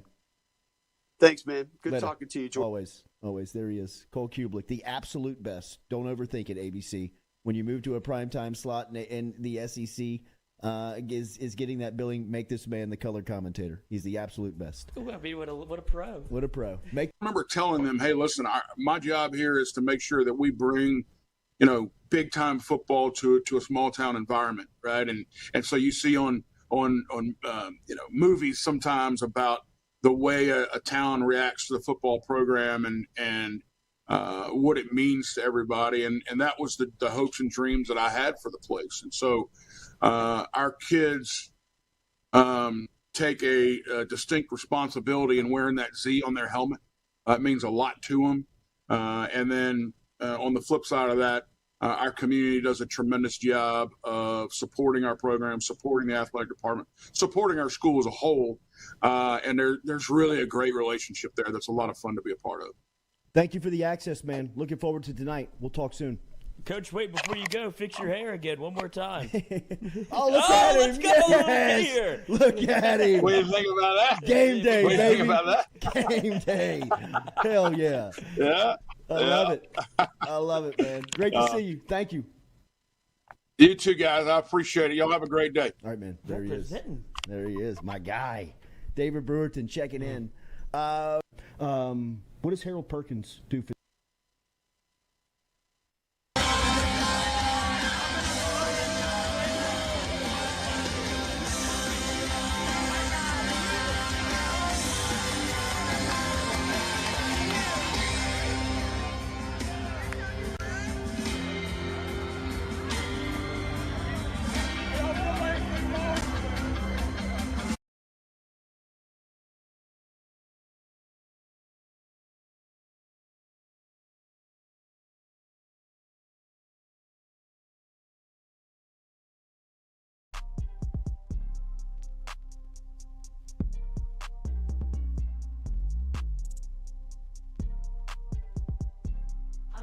sober now. The place was an electric factory. It was unbelievable, dude. There's just nothing like it. There's nothing like a good post game at the old party box. Baton Rouge was rocking on Saturday night, man. It was electric. Shout out to my guy Alan on, I believe, Highland Road. He told me to take a left and beat traffic. Like, who's Alan? I don't know. He was like, Jordy? And I was like, yep, what's your name, bro? He was like, take a left right here and cut through that Buffalo Wild Wings You'll be home. parking lot. Cut right there, dude. Cut down McKinley Street. You'll be on the interstate. No way. Like, zip, zip, zip. I would have still been sitting there if he wouldn't have told me that. It was forever. So shout out to Alan. It was forever. And that's what we decided. There's two ways to handle this contraflow business. Either you stay there till 2 Yeah. a.m. On a night like that, you just stay Yeah, out. we You hunkered stayed. down. We You find stayed you a longer, good old but party still sat in box. Traffic. You still sit in some traffic. definitely did. It was Because unbelievable. other people stayed late too. One of the people that that was there for the first time that stayed late, rushed the field, a first timer, a virgin of Tiger Stadium. What a way to experience it for the first time is Shaun Crawford, former safety for Notre Dame and doing great work on the podcast, as you know. It was down here last week, was down in Tiger Stadium for the first time on Saturday night, and here to tell us all about it. Saw him down there in the sea of humanity, rushing down to the Tiger Stadium field. One of the first faces I saw was Shaun. Shaun, tell us about your experience. Good morning. How are you, brother? Good morning. Thanks for having me. Absolutely. Like you said, it was a wild experience. I haven't experienced anything like that before. Just that many people being able just to flow onto the field that fast was just ridiculous. And then also being able to see you was pretty wild because I definitely didn't know many people down there. So I was just like one of the people down there. It was wild, man, for us to run into you. Shaun Crawford joining us, the Notre Dame safety, and, of course, the host of Varsity House podcast, was wild. I mean, there had to be 30,000 people down there, and for your face to run across mine, I thought, man, what are the odds? But tell me about the experience. What did you think about the game? The game was unreal, like just from the tailgating aspect of it to, walking into the stadium for the first time and then seeing just so many people there and so many like people who are passionate and care about the sport. You know, you can tell that it kind of means a little bit more. You can tell that it kind of means a little bit more, down here in the South. And so being able just to, be in that environment and not be able to sit down the entire game and to just be around so many passionate fans. And some of the chants I heard, I was like, that would never fly. that would never fly at Notre Dame. And so just, being a part of that and like towards the end of the game, I started chanting. I started becoming a part of those chants. And so it was just very hard not to, to be involved and to not, feel like you were in the right place at the right time. What did you get from Kelly last week in the lead up? You were one of the only ones that had an exclusive interview with him and kind of got to pick his mind. You know his mindset. You know him well. What did you think of him during that bye week and going into Saturday night and some of the moves he made? Mm-hmm. Well, just talking to Coach Kelly back in April and then even to where he is now, you can kind of see the growth of the team, and just from week one to where they are now, you can see the growth and development of the team. And Coach Kelly seemed pretty confident. He mentioned last week to me, he said that the game was very close last year, and he just believes in his process. He believes in his coaching staff that, the guys were going to be prepared. They had time off. They had time to think about it. And so this was just. I don't know if it was just a perfect moment, but I mean, it just seemed like it, going for two, doing things like that. I think he was just confident in his ball club. And then also Jaden Daniels, he played amazing. And so I think Coach Kelly knew, he knew what he had at quarterback. He knew the guys that he had on defense, and, he knew he had some playmakers. And so I think he felt pretty confident that this squad could get it done, and then just, had the coaching staff to go along with it and implement a great game plan. What did you think of the 2-point conversion call? In that moment, did you think he was going for two? And once you found out he was, what was your reaction? So I wanted him to go for two, just because the way Bryce Young was playing was was crazy.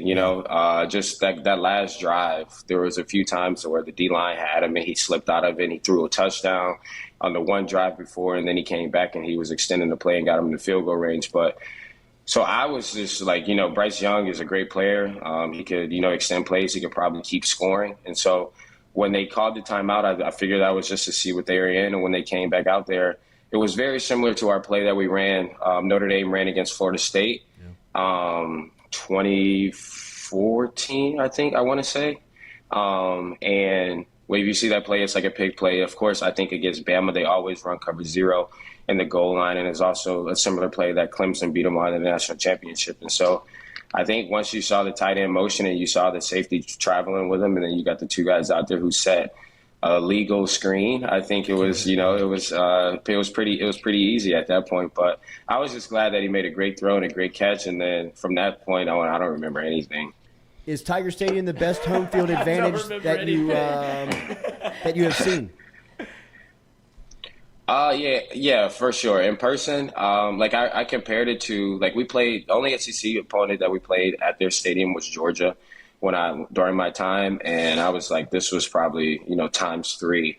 And I'm sure it had to do with being, a rival, being Alabama game, or also 10 versus 6, but it was unlike anything, just being able to, like I mentioned, the chants, those are one thing. And then, and I was also around the student section. I sat near the student section, and they didn't stop. So just being around them, hearing that constant energy, the band, the DJ, they were all live. They were, in it the entire game. And so it was just a fun environment. What time did the night end for you? Is it still going now? Yeah, so it's still going because the traffic, as you mentioned, the traffic was crazy. It was crazy getting out of there. So we kind of just hung around and saw some of the coaches after the game and was just celebrated with them. And then we got out of there. And so now in New Orleans, my buddy from high school is playing for the Saints. And then I have some college teammates who are on the Ravens. So here for that game tonight. Nice. Who's your buddy on the Saints? Andrew Dow. Okay. Quarterback? No, he's a linebacker, special teams guy. So big win for Notre Dame over the weekend, right? Mm-hmm. They're kind of slowly but surely improving, kind of maybe under the radar now. But that was a huge win in which Clemson, it looks like they are fraudulent for sure. Yeah, I mean, the players are good at Notre Dame. I think it just took time to, adjust to the new coaching staff and to adjust to everything that's going on around there, that they're not used to, coming from Coach Kelly. It's obviously a different process, a different leadership. And so I think they just had to adapt to it. But the players have always been good. The players have, always been able to answer the bell. We beat Clemson last time they came to Notre Dame. And so I think that's just, speaks volume to Coach Marcus Freeman, being able just to keep the guys, together and, bring them through to, on the road to beat a top-ranked Syracuse and then now come home to beat, a top-5 team in Clemson. I just think it's, the ceiling is, high for Notre Dame. And so I'm excited for them. Both of my teams got to storm the field this weekend, so it was awesome. What was your reaction to Brian Kelly's emotion? That took a lot of people by surprise here in Baton Rouge. When he got here, people, viewed him as not a difficult personality, just maybe, someone that would be rare to show emotion like that. What did you make of that? And if you had a chance to speak to him after the game, what was your takeaway from that?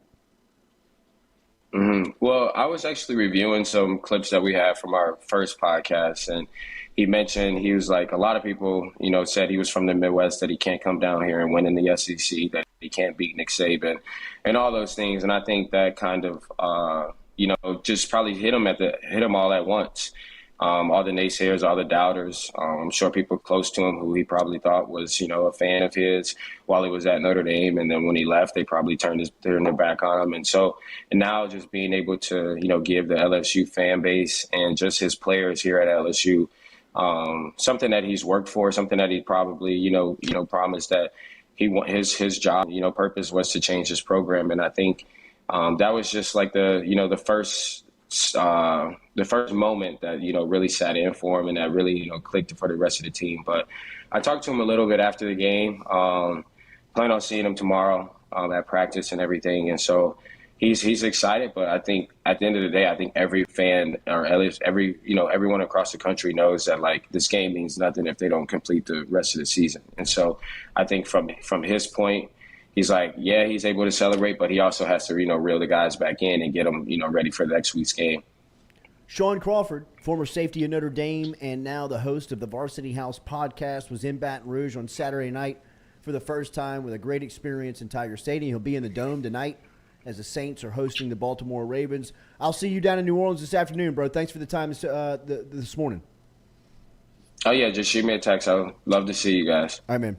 There he is, Shaun Crawford, checking in this morning. First time in Tiger Stadium on Saturday night. That conversation brought to you by Katie's Restaurant. Speaking of New Orleans, while you're down been there, around since 1984. Go over to Katie's. Tell them about it, Katie. Katie's on Iberville, 370 in Iberville, and then they have Francesca's, their sister restaurant on Harrison Avenue. Great mid-city restaurant. They literally have every type of food you can think of. So bring your picky eaters there. They have everything, typical neighborhood-style cuisine.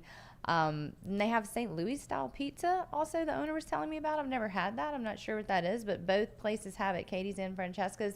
They've been all over the Food Network, Travel Channel, diners, drive-ins, and dives. Check out Katie's in Mid-City next time you're in New Orleans for lunch or dinner. And if you want to check out the menu, it's online, katiesinmidcity.com, katiesinmidcity.com. But if you're going down to the Dome tonight and you're going to the Saints game, you're making it an early afternoon, you want to get down there and beat traffic, and you're looking for a spot to eat, go check out one of New Orleans' favorite, man. Katie's in Mid-City. Been around for a long time, since 1984. And you can see the menu and everything that they have to offer online at katiesinmidcity.com. So I appreciate Shaun Crawford for stopping by, as that was his first time in Tiger Stadium and kind of reliving some of that with us here on Saturday morning. Somebody who made a ton of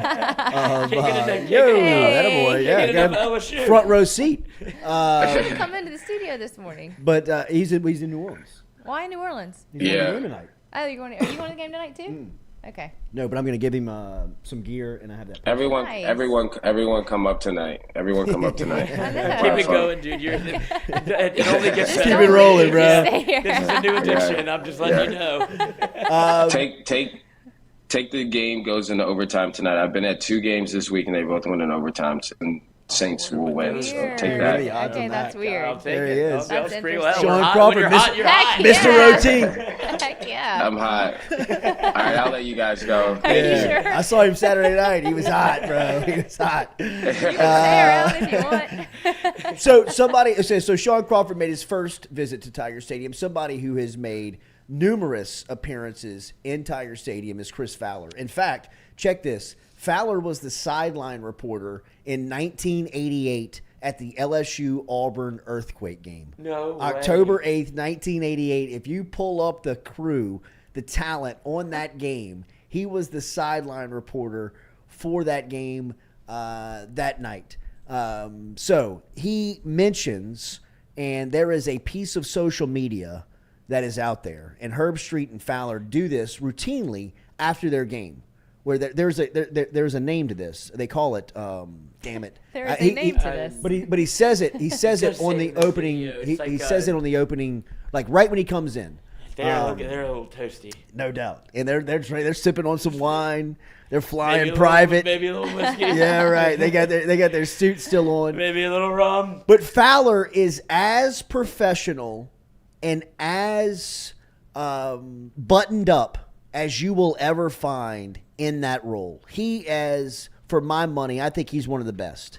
I love what he does for the French Open, the Australian Open in tennis is phenomenal. The way that he calls tennis is phenomenal. I know a lot of people don't. I'm not necessarily a tennis fan, but just to show off the range and the ability he has, the talent he has, he can extend into like Australian Open tennis all the way to college football on Saturday night. He was the host of College Game Day for nearly 15 years, I believe. I think it was 13 years he was in that seat before Reese Davis took over.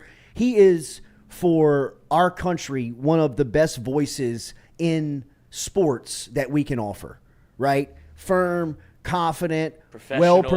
well prepared. He'll always be prepared. He'll never find a moment where he's kind of out of his element. On Saturday night, he kind of fell into the moment. And on Saturday night's post game, can we play this? I think so. It's off their Instagram. I mean, Fowler, after he just fell in love with, he fell in love with Tiger Stadium. But this is Chris Fowler talking and telling his reaction to Tiger Stadium on Saturday night, a place and a venue that he has been to countless amounts of times now and really understands. Like I said, he was there the earthquake game. He knows when the place and what it can be. And this was his reaction to Saturday night. Nightcap recap, man. Nightcap recap. Raise your glass. Love it. I mean, first of all, we'll break down the X's and O's as only he can. He wants to go big picture. He wants to look ahead, look back. I just want to weep at the emotion of the occasion. I mean, LSU is a special place. I was going there in '88 and seeing big games since then. We walked in there tonight hopeful we can see something like that. But to walk out of that stadium after experiencing that game, I mean, that's why you want to do this for a living. Since I'm 10 years old, to be a part of that LSU like shocked the world with a call that'll be talked about forever. And every fan who watched it in person will never forget that. I'll never forget it either, man. Herbie. We'll get to the X's and O's. Jacket's still on, Herbie. I mean, relax. You're the on a emotion leer. of the thing was crazy. Thank you, LSU and Alabama, for an unbelievable night and a memory. I want to ask you, how do you call? I know what my job is. How do you call plays? Like, how do you big moments like that? Does it just come to you? Like, oh, I don't want to make this about me making calls. I'm not making it about you. I'm just curious the role of play-by-play guy. Like, how do you? And think about it. It's almost like my brain. I can't think of overtime, into regulation, the field goal. Before that, I mean, the teams in the fourth quarter, they were like, I'm not like tooting your horn. I'm just saying, like, honestly. And you can go back and watch it. It's on Chris Fowler's Instagram, and it's fantastic. And you can find it all over. But Fowler is, he's kind of trying to stay humble in the moment. And I credit Herb Street for asking the question, because I'm curious, too, on when a game is like that, where you've done all the preparation, you've got the tie, you've got the jacket on, you're doing the deal, man.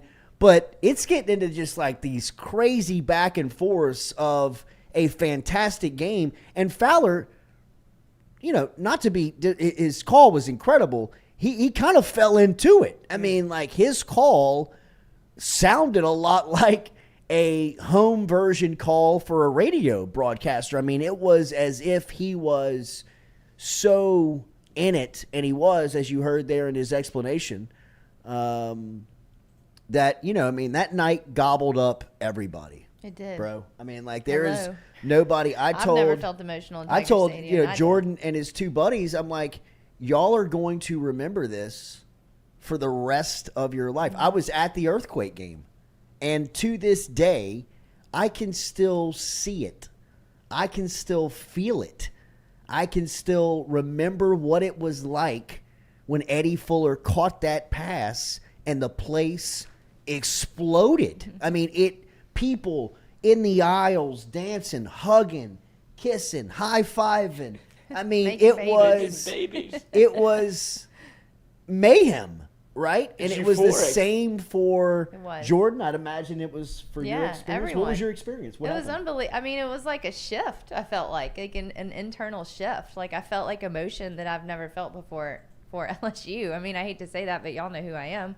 But it was unbelievable. I'm happy I got to watch David be so happy about it. I told Lloyd I had the same video from Saturday night as I have of the national championship game, when I turned my camera to David just to get his emotion, like the tears in his eyes and the emotions he was going through.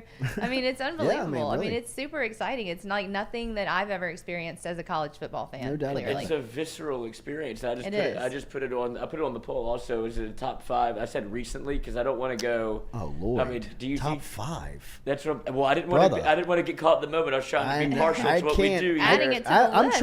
I'm trying to give you. I can't give you 4 better experiences in Tiger Stadium. You got to redo the your list. only other experience. No, I mean, in the Tiger top 5 Stadium. list, I mean, that we made this week.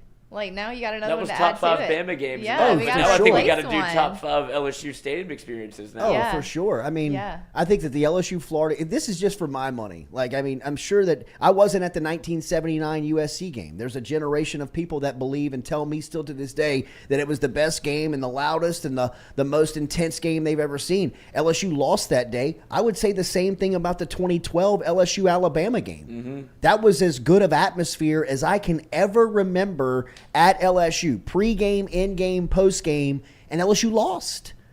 The 2007 LSU Florida game, Hester's night, where he got the 4 fourth downs. I mean, that was a magical night in Tiger Stadium. I mean, I still remember where I sat. I still remember where I was. I still remember everything that went into that game just by the feeling and atmosphere and environment that provided.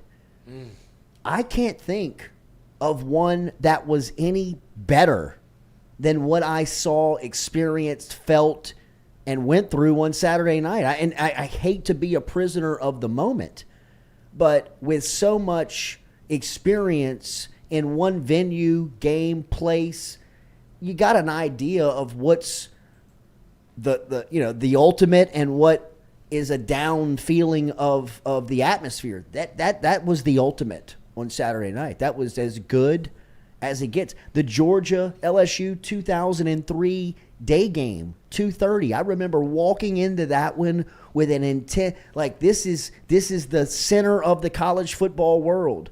Sprinting down the ramps after Skylar Green made the catch, thinking that LSU is a player in the world of college football. I mean, there has been magical nights and moments and experiences, and I'm sure all of you have your own.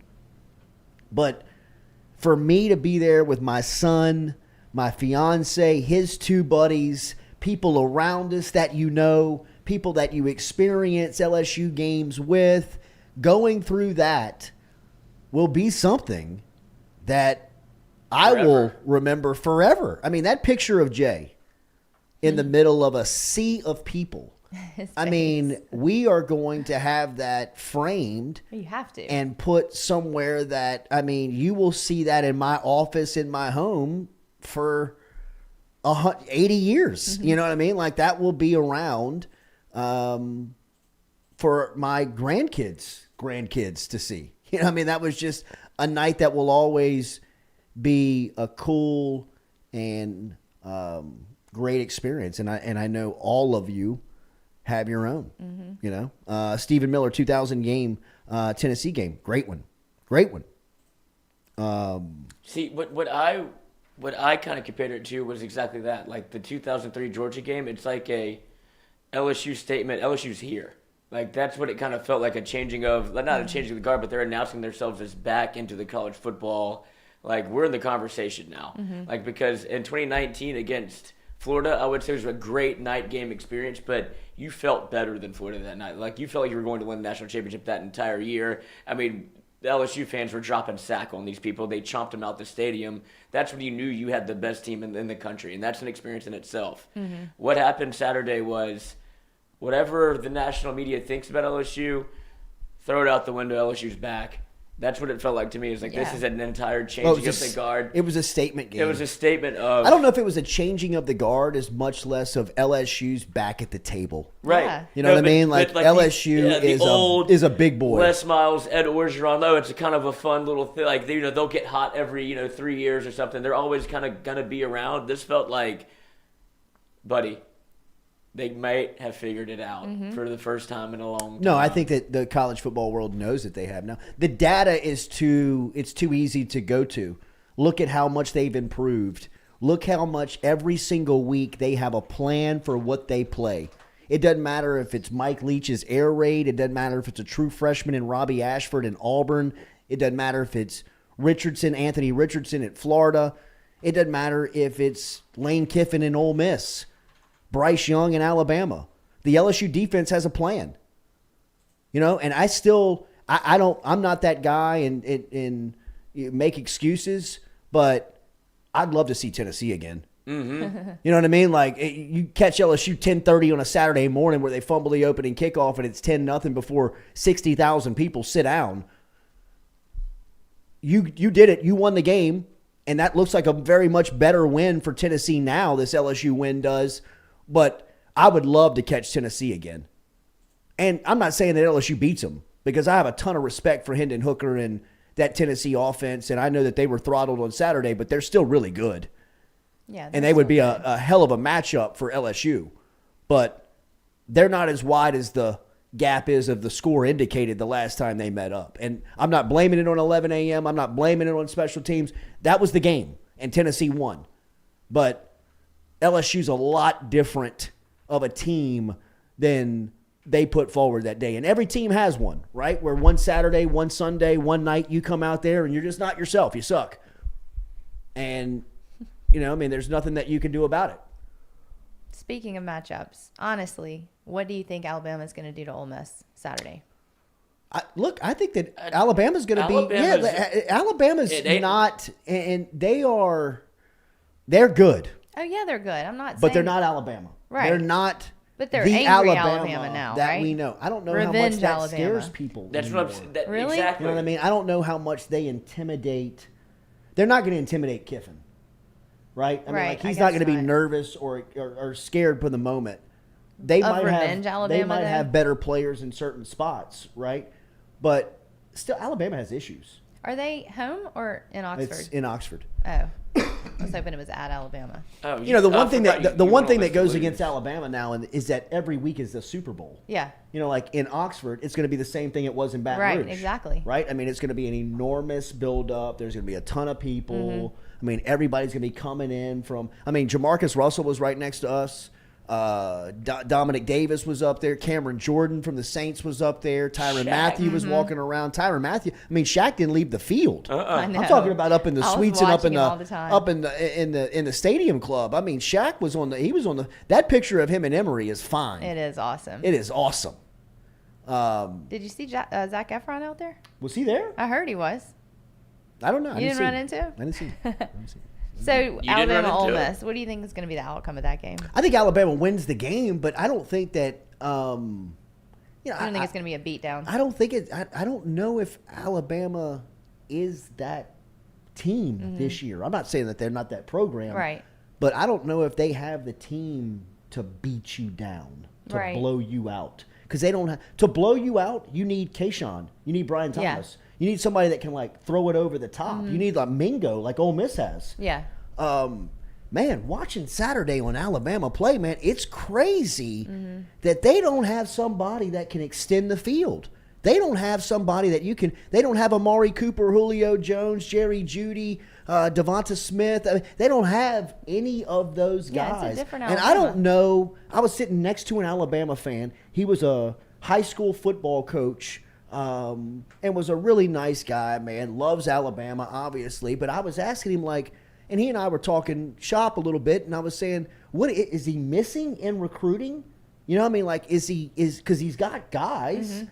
Damn, he's got 3, 4, and 5-star guys from Louisiana that are freshmen on that team, and freshmen play. Right. Freshman wide receivers play. And I don't see Shaz. I don't see Law. I don't see Aaron Anderson. I don't see any of these guys out there that he's recruited that, he makes no bones about it. If you can play, you're going to play. It doesn't matter if you're a true freshman, redshirt freshman, wherever you are in the pecking order, they need playmakers. Right. And for whatever reason, this Alabama team does not have that guy. Gibbs is that guy for them. Guy. He's that guy for them. But I've never seen them count on one person as much as they count on Gibbs. It just they feels like ran high Trent schoolish. Richardson into the ground, but they still had people around Trent Richardson.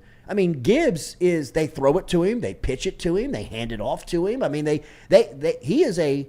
Was that him back on returning kicks, or was that McKinstry? It was one of the two. Because but both of either them are way- number 1, and both of them have a green mouthpiece. So that was confusing Les Miles. which one it was. But he does everything. And you can tell, and that was one of the best adjustments by Matt House. They were getting killed on that little Texas angle route, whatever you want to call it, where he stutters and goes over the middle. The Camaro route. The Camaro route. Yeah. That's literally what he is. Yeah. And they killed him in the first half with it, but you saw the adjustments where if Harold Perkins was standing in to spy on Bryce Young, and Harold Perkins has never worked that hard in his life. My God, my man was huffing, and he cramped up. He's still get me back out there, but regardless. whenever they were spying Bryce Young, he started to stay in the middle a little bit longer on that angle route, so he couldn't just throw it to him. He had to flash, and Perk would just kind of hold him there. Now that's gone, then he would take off. And that was kind of Alabama's bread and butter. That was their go-to play. And once LSU took that away, the game kind of started to change a little bit. And that's Matt House making defensive adjustments. He does it again in the second half to where you feel better if you're an LSU fan as long as you kept it close. You felt like, all right, we're going to make some second-half adjustments when Alabama's doing well, and they did it again. It's unbelievable the staff that they've put together. So what I'm saying is that Alabama, and not only that, they're the most penalized team in the league. I know. It's crazy. It is It's crazy. nuts. I mean, it's crazy to see how undisciplined they are, and they get bit in moments where you're like, holy shit. I mean, like, Saban is going to kill these guys. Saban looked, He looks 71. He looked as He really old as did. he He looks ever 71. looked. He really He did. looks old. Finally He looks his He age. does. He looks. Him and Tom Brady both look like they have run out of the Going fountain up of youth. together. The TB12 is. You got to find another method. But I mean, I feel like he looked 10 years younger, like at the beginning of the season. Even we were talking about Saban and how he looked. I mean, this season has aged him. I don't know what it is, It's man, like but the he looked presidency. old. I think this was the final straw for him to be like, oh, I don't know if I can, like, my reign of supremacy just took a big shot of, like, now I have to prepare for LSU every year. It's going to be like that. That was not a fun environment for him. Like, I'm sure, like, it's, get juiced up, do whatever, but I'm sure he was like, they're here. Like, this was a hard, like, he coached his ass off, and it wasn't enough. He was chirping with officials. He was 15 yards on the field three times. Like, just give him the penalty flag. Here, give him the shirt. Like, let him go make the calls. It's unbelievable how hard he works the refs. And then at the end of the day, his bald spot got bigger. That's all I was staring at. Miss Terry's got to be worried. Miss Terry. About to be She's spending a gotta be lot of worried. time at home. I do all the honeydews. No way, though. Honey, go win me a game. No way, though. One thing that Kirby Smart does say every time he has a chance to say it, and I think this is a huge flex, is that they're doing it with no transfers. I mean, they have recruited all of these guys to Georgia, and in a summer where everybody was in the transfer portal, including Saban, Georgia was looking in their locker room and said, why? Why would I get anybody out of the transfer portal? There's nobody in the transfer portal that's any better than you guys. So, I mean, they just keep coming. They feel like LSU, like 05, 06, 07. 04, 05, 06, 07, where you look up and you're like, who in the hell is that? Oh, that's a first-round pick. You know what I mean? That's just another dude. That's this guy Strickland that played for Georgia on Saturday. I mean, who in the hell is that guy? Well, Saban's looking at Harold Perkins and go, what did we do wrong? How come I don't have that guy? Where's my Harold Perkins? And that's when it comes to, He's you ain't unbelievable. Louisiana. He's He's gotta not go like get him. anybody else. I mean, He's I was not like, Kelly, I need that anybody ring else. back. But you talk about, I'm giving it to Perk. He's got plenty of ice. Dude, he is so cool. good. He is.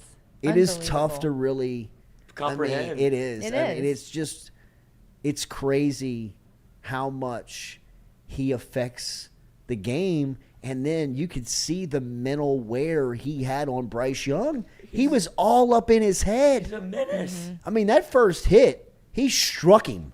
I mean, he popped Young to the ground. He popped him, man. And once that, I mean, he was always kind of looking for him. You know what I mean? And it was, you can't really calculate how much of an effect he has on the game. You can read the numbers, and the numbers are glaring. You know, I mean, he had 9 tackles, a sack, a tackle for loss. You know what I mean? Like, he had all this type of impact, but it's more than that. He's got he's got offensive coordinators thinking. He's got quarterbacks thinking. He's got running backs thinking. He's got offensive linemen thinking about where they're and how they're going to adjust to get this guy on the blitz. What he does, most impressive to me, is blitz up the middle. It's incredible how he stays on his feet and is able to still make the play. Like Caskey pointed this out a couple of weeks ago. Like, that's something you look at in the NFL. When you're evaluating guys, you're looking at this type of stuff. How does he get through the wash? How is he able to, be an athlete around a bunch of athletes? And this cat is the alpha in a room full of alphas. And it is amazing to see him just stay It ain't no relevant mistake. every play. I mean, because there are now teams and coaches that are game planning specifically to take him out of the play. Whether you have to double him, whether you have to, you almost have to, as he's based on one person. Like his responsibility is usually to like spy Bryce Young. Like my responsibility is to play one-on-one. It's probably some offensive player's assignment now to, you got to find 40. him and you got to take him out, like specifically him. Because if you don't, it's just he's around the play every single snap. He is around the ball. If he doesn't make the play, he's a half yard away from the ball.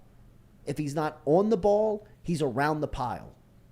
I mean, it's just, He's in the club now. he's the best. He is in a class of true freshman football players that I have seen specifically at LSU that I thought nobody could ever accomplish after watching Tyrann Mathieu. I didn't think that there would ever be a freshman that came in here and impacted the game like Tyrann Mathieu did. A lot of them have come in here with swag, caught touchdowns, made plays, but it's different doing that in week 9, 10, and 11. It's easy to do it early in the year when you're a 4- and 5-star guy and playing high school football. The difference is, do you hit the freshman wall? Does your body get so beat up in SEC play that by the time the middle of November gets here and you got to play into the bowl season, you can even walk? And this cat's getting better after coaches are scheming against him, and he's been playing now for 6 straight weeks. And I know that you've had some thoughts about Harold Perkins and playing him earlier, but I really do think it's a testament to bringing him along slowly, not putting a lot on his plate. Like, get him on the field. Obviously, he has to play because you see the impact that he makes. But they never overwhelmed him. They let the game come to him slowly. No doubt. And now Unleashed. he's I still unleashed. think he could have made a difference For in sure. some other games, But I think we talked about this a little bit before the show. It's like we say this all the time. Like, there's a reason they see more than we do. Like, Mhm. they're at practice every day. Totally. And so there was obviously look, we have a plan with Perk. I know what y'all see. He flashes every time. They're putting in positions to win when he was on the field. Now he's playing, and you can see that, all right, he can handle it. All right, he can handle it. All right, let's see what else he can handle. And what they do in between games, like they have to coach him up the entire game. Like they're kind of telling him, all right, this is your responsibility. Like he's almost like gets a quarterback's coach at linebacker. And you've seen, like, it's paid dividends. Like, I'll take him off the field for Tennessee to get what I got against Alabama. Yeah, no doubt. Roy Green, that was an epic hold on Perk. It was. I mean, like, they are – J.C. Latham was he the – I want to say he was the top offensive lineman in his recruiting class. He was a bona fide 5-star, a guy that was tops of everybody's list.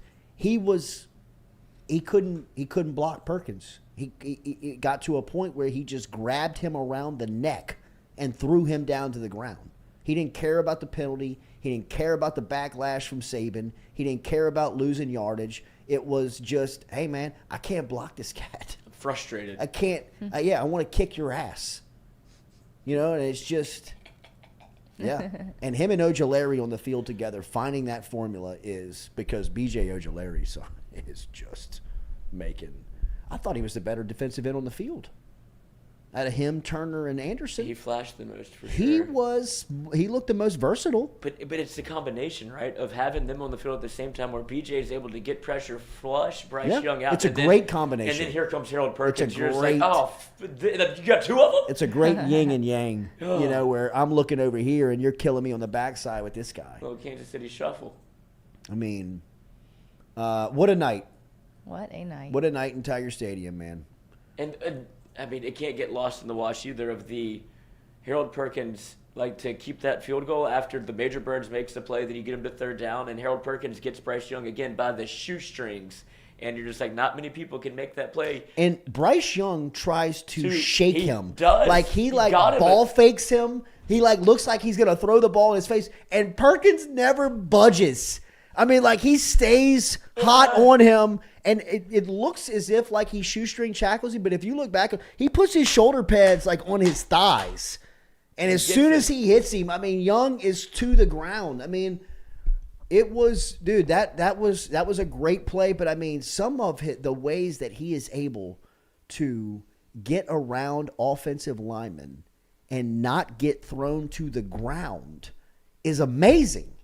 I mean, it really is. I mean, J.C. Latham is probably, I'm guessing here, Stewie, can you pull up his vitals? I'm guessing he's 6'3", 300 pounds. He might be dead. I'm guessing. I mean, Harold Perkins is... Him? 5'10", 205. 6'6", 6'6", 330 is J.C. Latham. He could... It's a giant. What's Perk? Perk's like 220, right? I don't think he's 220 He's yet. not? Okay. I don't think he's 220 yet. He's got 0% body fat. I know. I mean, he's just he's pad. 6'2", 220? Okay. He's playing running back in high school. You know what I mean? So 6'2", 220, 6'6", 330, and 330 couldn't get his. He just lost his mind. That's wild. You know what I mean? Just lost. I mean, I'm telling you, Latham's he's number one offensive lineman in his class. What class was that? 2020? I mean, he's young. Stewie Stats over there. Stewie's a recruiting guru. I like that. Stewie Stats.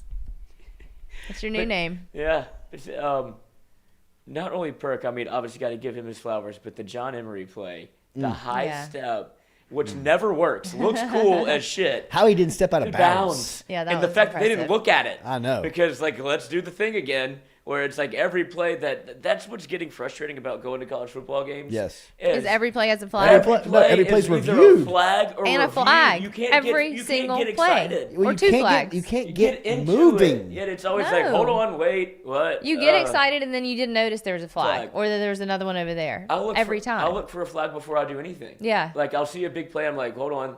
I know. People would scream around me. I'd be like, "Nuh-uh, there's a flag. Yeah. You missed the flag." And you started jumping up in the air. But him to be able to pull off that high step, cut back in, get in the end zone. They tried to strip him too. They Yeah, tried they to did. peanut punch and Battle. put it back. And Emery gives you that. Nobody likes the end zone more than John Emery. He Oh, just bro. wants to be there so badly because this is my time. This Flash, is what y'all baby. came to see. Yeah, absolutely.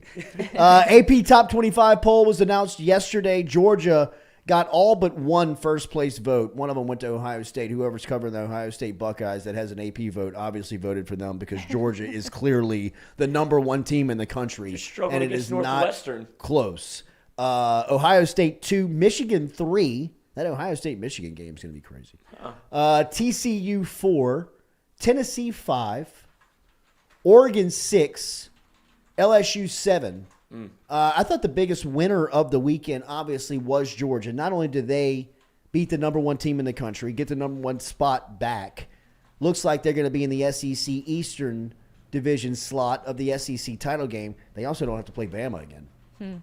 And that's what I was going to ask you. You said line it up again with you'll line it up again with Tennessee, but isn't now Georgia in the driver's seat Yes. for the SEC East? So if it does get to that point where LSU is able to take care of business, I'm not putting the They can lose cart one. before the horse. LSU can still lose one. You don't want to. No. But you don't want to get into a three-way tie and Right. stuff like that. But you can still lose one, which is nuts. Loser mentality. Which Loser is- mentality. No, I'm just giving you scenarios. Go win the game. But you would end up against a Georgia team where I think LSU, man for man, you don't think Not so? yet. Not yet. Not yet. Not that roster class. I'm just saying, like, look, man, I'm not saying that Georgia blows them out. I'm not saying that LSU's got no shot. From a roster standpoint, it is not comparable But right now. scheme, I'm good with. Look, man, taking LSU to play anybody right now, let's see. Let's see. I would love to play Georgia in Kelly's year one with this roster with some of these young guys. It'd be the same thing that happened in 2019 with Georgia. I mean, remember, Joe Burrow's spinning out of Jordan Davis's tackle. You know what I mean? Like and that's the first round, and the first overall pick. I mean, that is a young, defensive team that you're watching last year and now. I mean, Nolan Smith was on that team as a youngster. I know, but I'm saying, you know what I mean? Like he was the leader of that Georgia defense. He was a young player on that 2019 team. Yeah. Right? Where, I mean, like, you look at Georgia right now, Georgia's the class of the league. They're the class of the sport. a young Emory Jones, Will Campbell, a young Harold Perkins, Mason Taylor playing in that game 2 years from now gives you a measuring stick of, hey, Jordan Davis and why can't I think of number 44's name that plays for the Jaguars now that was the number one pick in the draft? Travon Walker. I mean, they're all puppies out there. They're all babies. You know what I mean? It would be the same thing that you would say for Emory Jones, Will Campbell, and the crew. Right? Where, it gives you a good measuring stick. And I'm not saying that they're going to lose the game. Like that there obviously would be a underwhelming underdog, overwhelming underdog. But right now, like I said earlier, the scariest thing in sports is a team that believes in themselves and don't give a damn about what everybody else thinks. And LSU has the feeling right now that they believe, they're bought in, they're confident, and they could give a shit what anybody else thinks. If you don't think that they can beat Georgia, they don't think they can play with Georgia in Atlanta, okay, well, let's just tee it off and find out. Just tee it up and see. Well, and it's almost like what Georgia went through as well. It's like you almost have to have that experience to be able to have that next step of experience for okay, at least you get a taste of it. Like for LSU to be able to get to an SEC championship would obviously be a massive coup, but it helps you develop to have those freshmen be able to go through, we're in Atlanta, like for an SEC championship, and whatever happens. But just to be able to get to that point, so it's not fresh for you when you're a junior and you're like, oh, we finally made it here. It's like, we didn't know what we were really doing our freshman year, but we're here. And then to be able to go back and do it, that's the Georgia formula. That's when you start to become dominant. For those young guys, even a guy like Walker Howard, to travel to Atlanta, stay in a team hotel, bus and go through a walkthrough in the Georgia Dome, in the Mercedes-Benz Dome, before the game starts, to travel to the game, to see the SEC championship up close, to whether win or lose, go through the experience. Now he comes home and has a whole season and looking forward to a career of understanding, hey, if we go to the SEC title game, I know what it's like. I know what moving around Atlanta that week is like. Even if we play Georgia, I know what it'll be like, where we'll be we'll be the visitors in a championship game. And that goes miles. Doesn't win you the game. It doesn't win the league. But it does give you a notch of experience that you can't create for Will Campbell. You can't create that for Emory Jones. You can't create that for Mason Taylor or Harold Perkins. So for you to be in this position in year one has to be so far stretched of what Scott Woodward and the entire executive committee ever thought could be happening for LSU in the first season of Brian Kelly, to where people have to be just jumping over the moon to think about what the future holds for not only the business side of LSU football and the, selling tickets and merchandise and parking, all that stuff that goes along with it, but just that the football, it feels like it's about to enter into another level of the golden age of what we're kind of coming out of, right? Like the last 20 years to me, 22 years to me, is the golden age of LSU football. Right? When Saban showed up in 2000 up until, LSU's 2019 national championship that's a magical 20-year run in college football. Not a lot of people can hang on and ride. Look at Tennessee. Tennessee had a really good run. They've still been trying to catch their feet for the last 20 years and try to find it again. If LSU can lose their footing for 2 years in 21 and 22 after a dominant championship run, and be at a level where it looks like they're trending with Brian Kelly in the first year of a 10-year deal, because next decade might be really fun, or at least the next 5 years. You know what I mean? Like that could be a hell of a ride, man. I mean, who's to say how fun it would be to go to Georgia every year, go to Atlanta every year and play Georgia? Who gives a damn? I mean, think about that, where you're not this overwhelming underdog every year, where you're just like, hey, let's tee it up. Let's see. Your roster's just as comparable as they are. Maybe you're 2 years away from having that type of roster. Georgia's roster looks like LSU in the mid-2000s, where they just kept coming at you in waves. Like, who the hell's Claude Roten? I mean, like, who's Claude Roten? He's a first-round pick. You know what I mean? Like, who's Michael Brockers? Who is this guy? You know what I mean? Like, first-round pick. You know what I mean? It's just coming at you in waves. Georgia feels like that team. LSU's trending. Looks like they're recruiting into that style, right? Where you're going to look up and be like, damn, there's another one. I mean, who's that? Could you imagine if they had 2 Harold Perkins? I don't think they'd make him like that. If they do, find him. For God's sakes. I want 3 of them. All right, I got to go. You want to keep it moving? We got a lot of people in the chat. Is it not? It is 9 9. o'clock. This is like the fastest show we've had. You want to play some sound bites? You want to keep the conversation going? You got 1,100 people in the chat here. Yeah, I mean, I cut all these clips up. All right, let's take a break. We'll come back. They're going to keep it rolling. I got to go get down and get wedding pictures. Yeah, no, we could call them. Engagement photos. We'll save it tomorrow.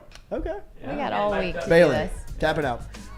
Mic'd Up this afternoon, 6 to 8. Make sure and subscribe, Mic'd Up, and to all of the shows. Thank you for everybody for being involved today. Like button, share button, comment button. 7 a.m. tomorrow morning, Culotta Show. Got what we're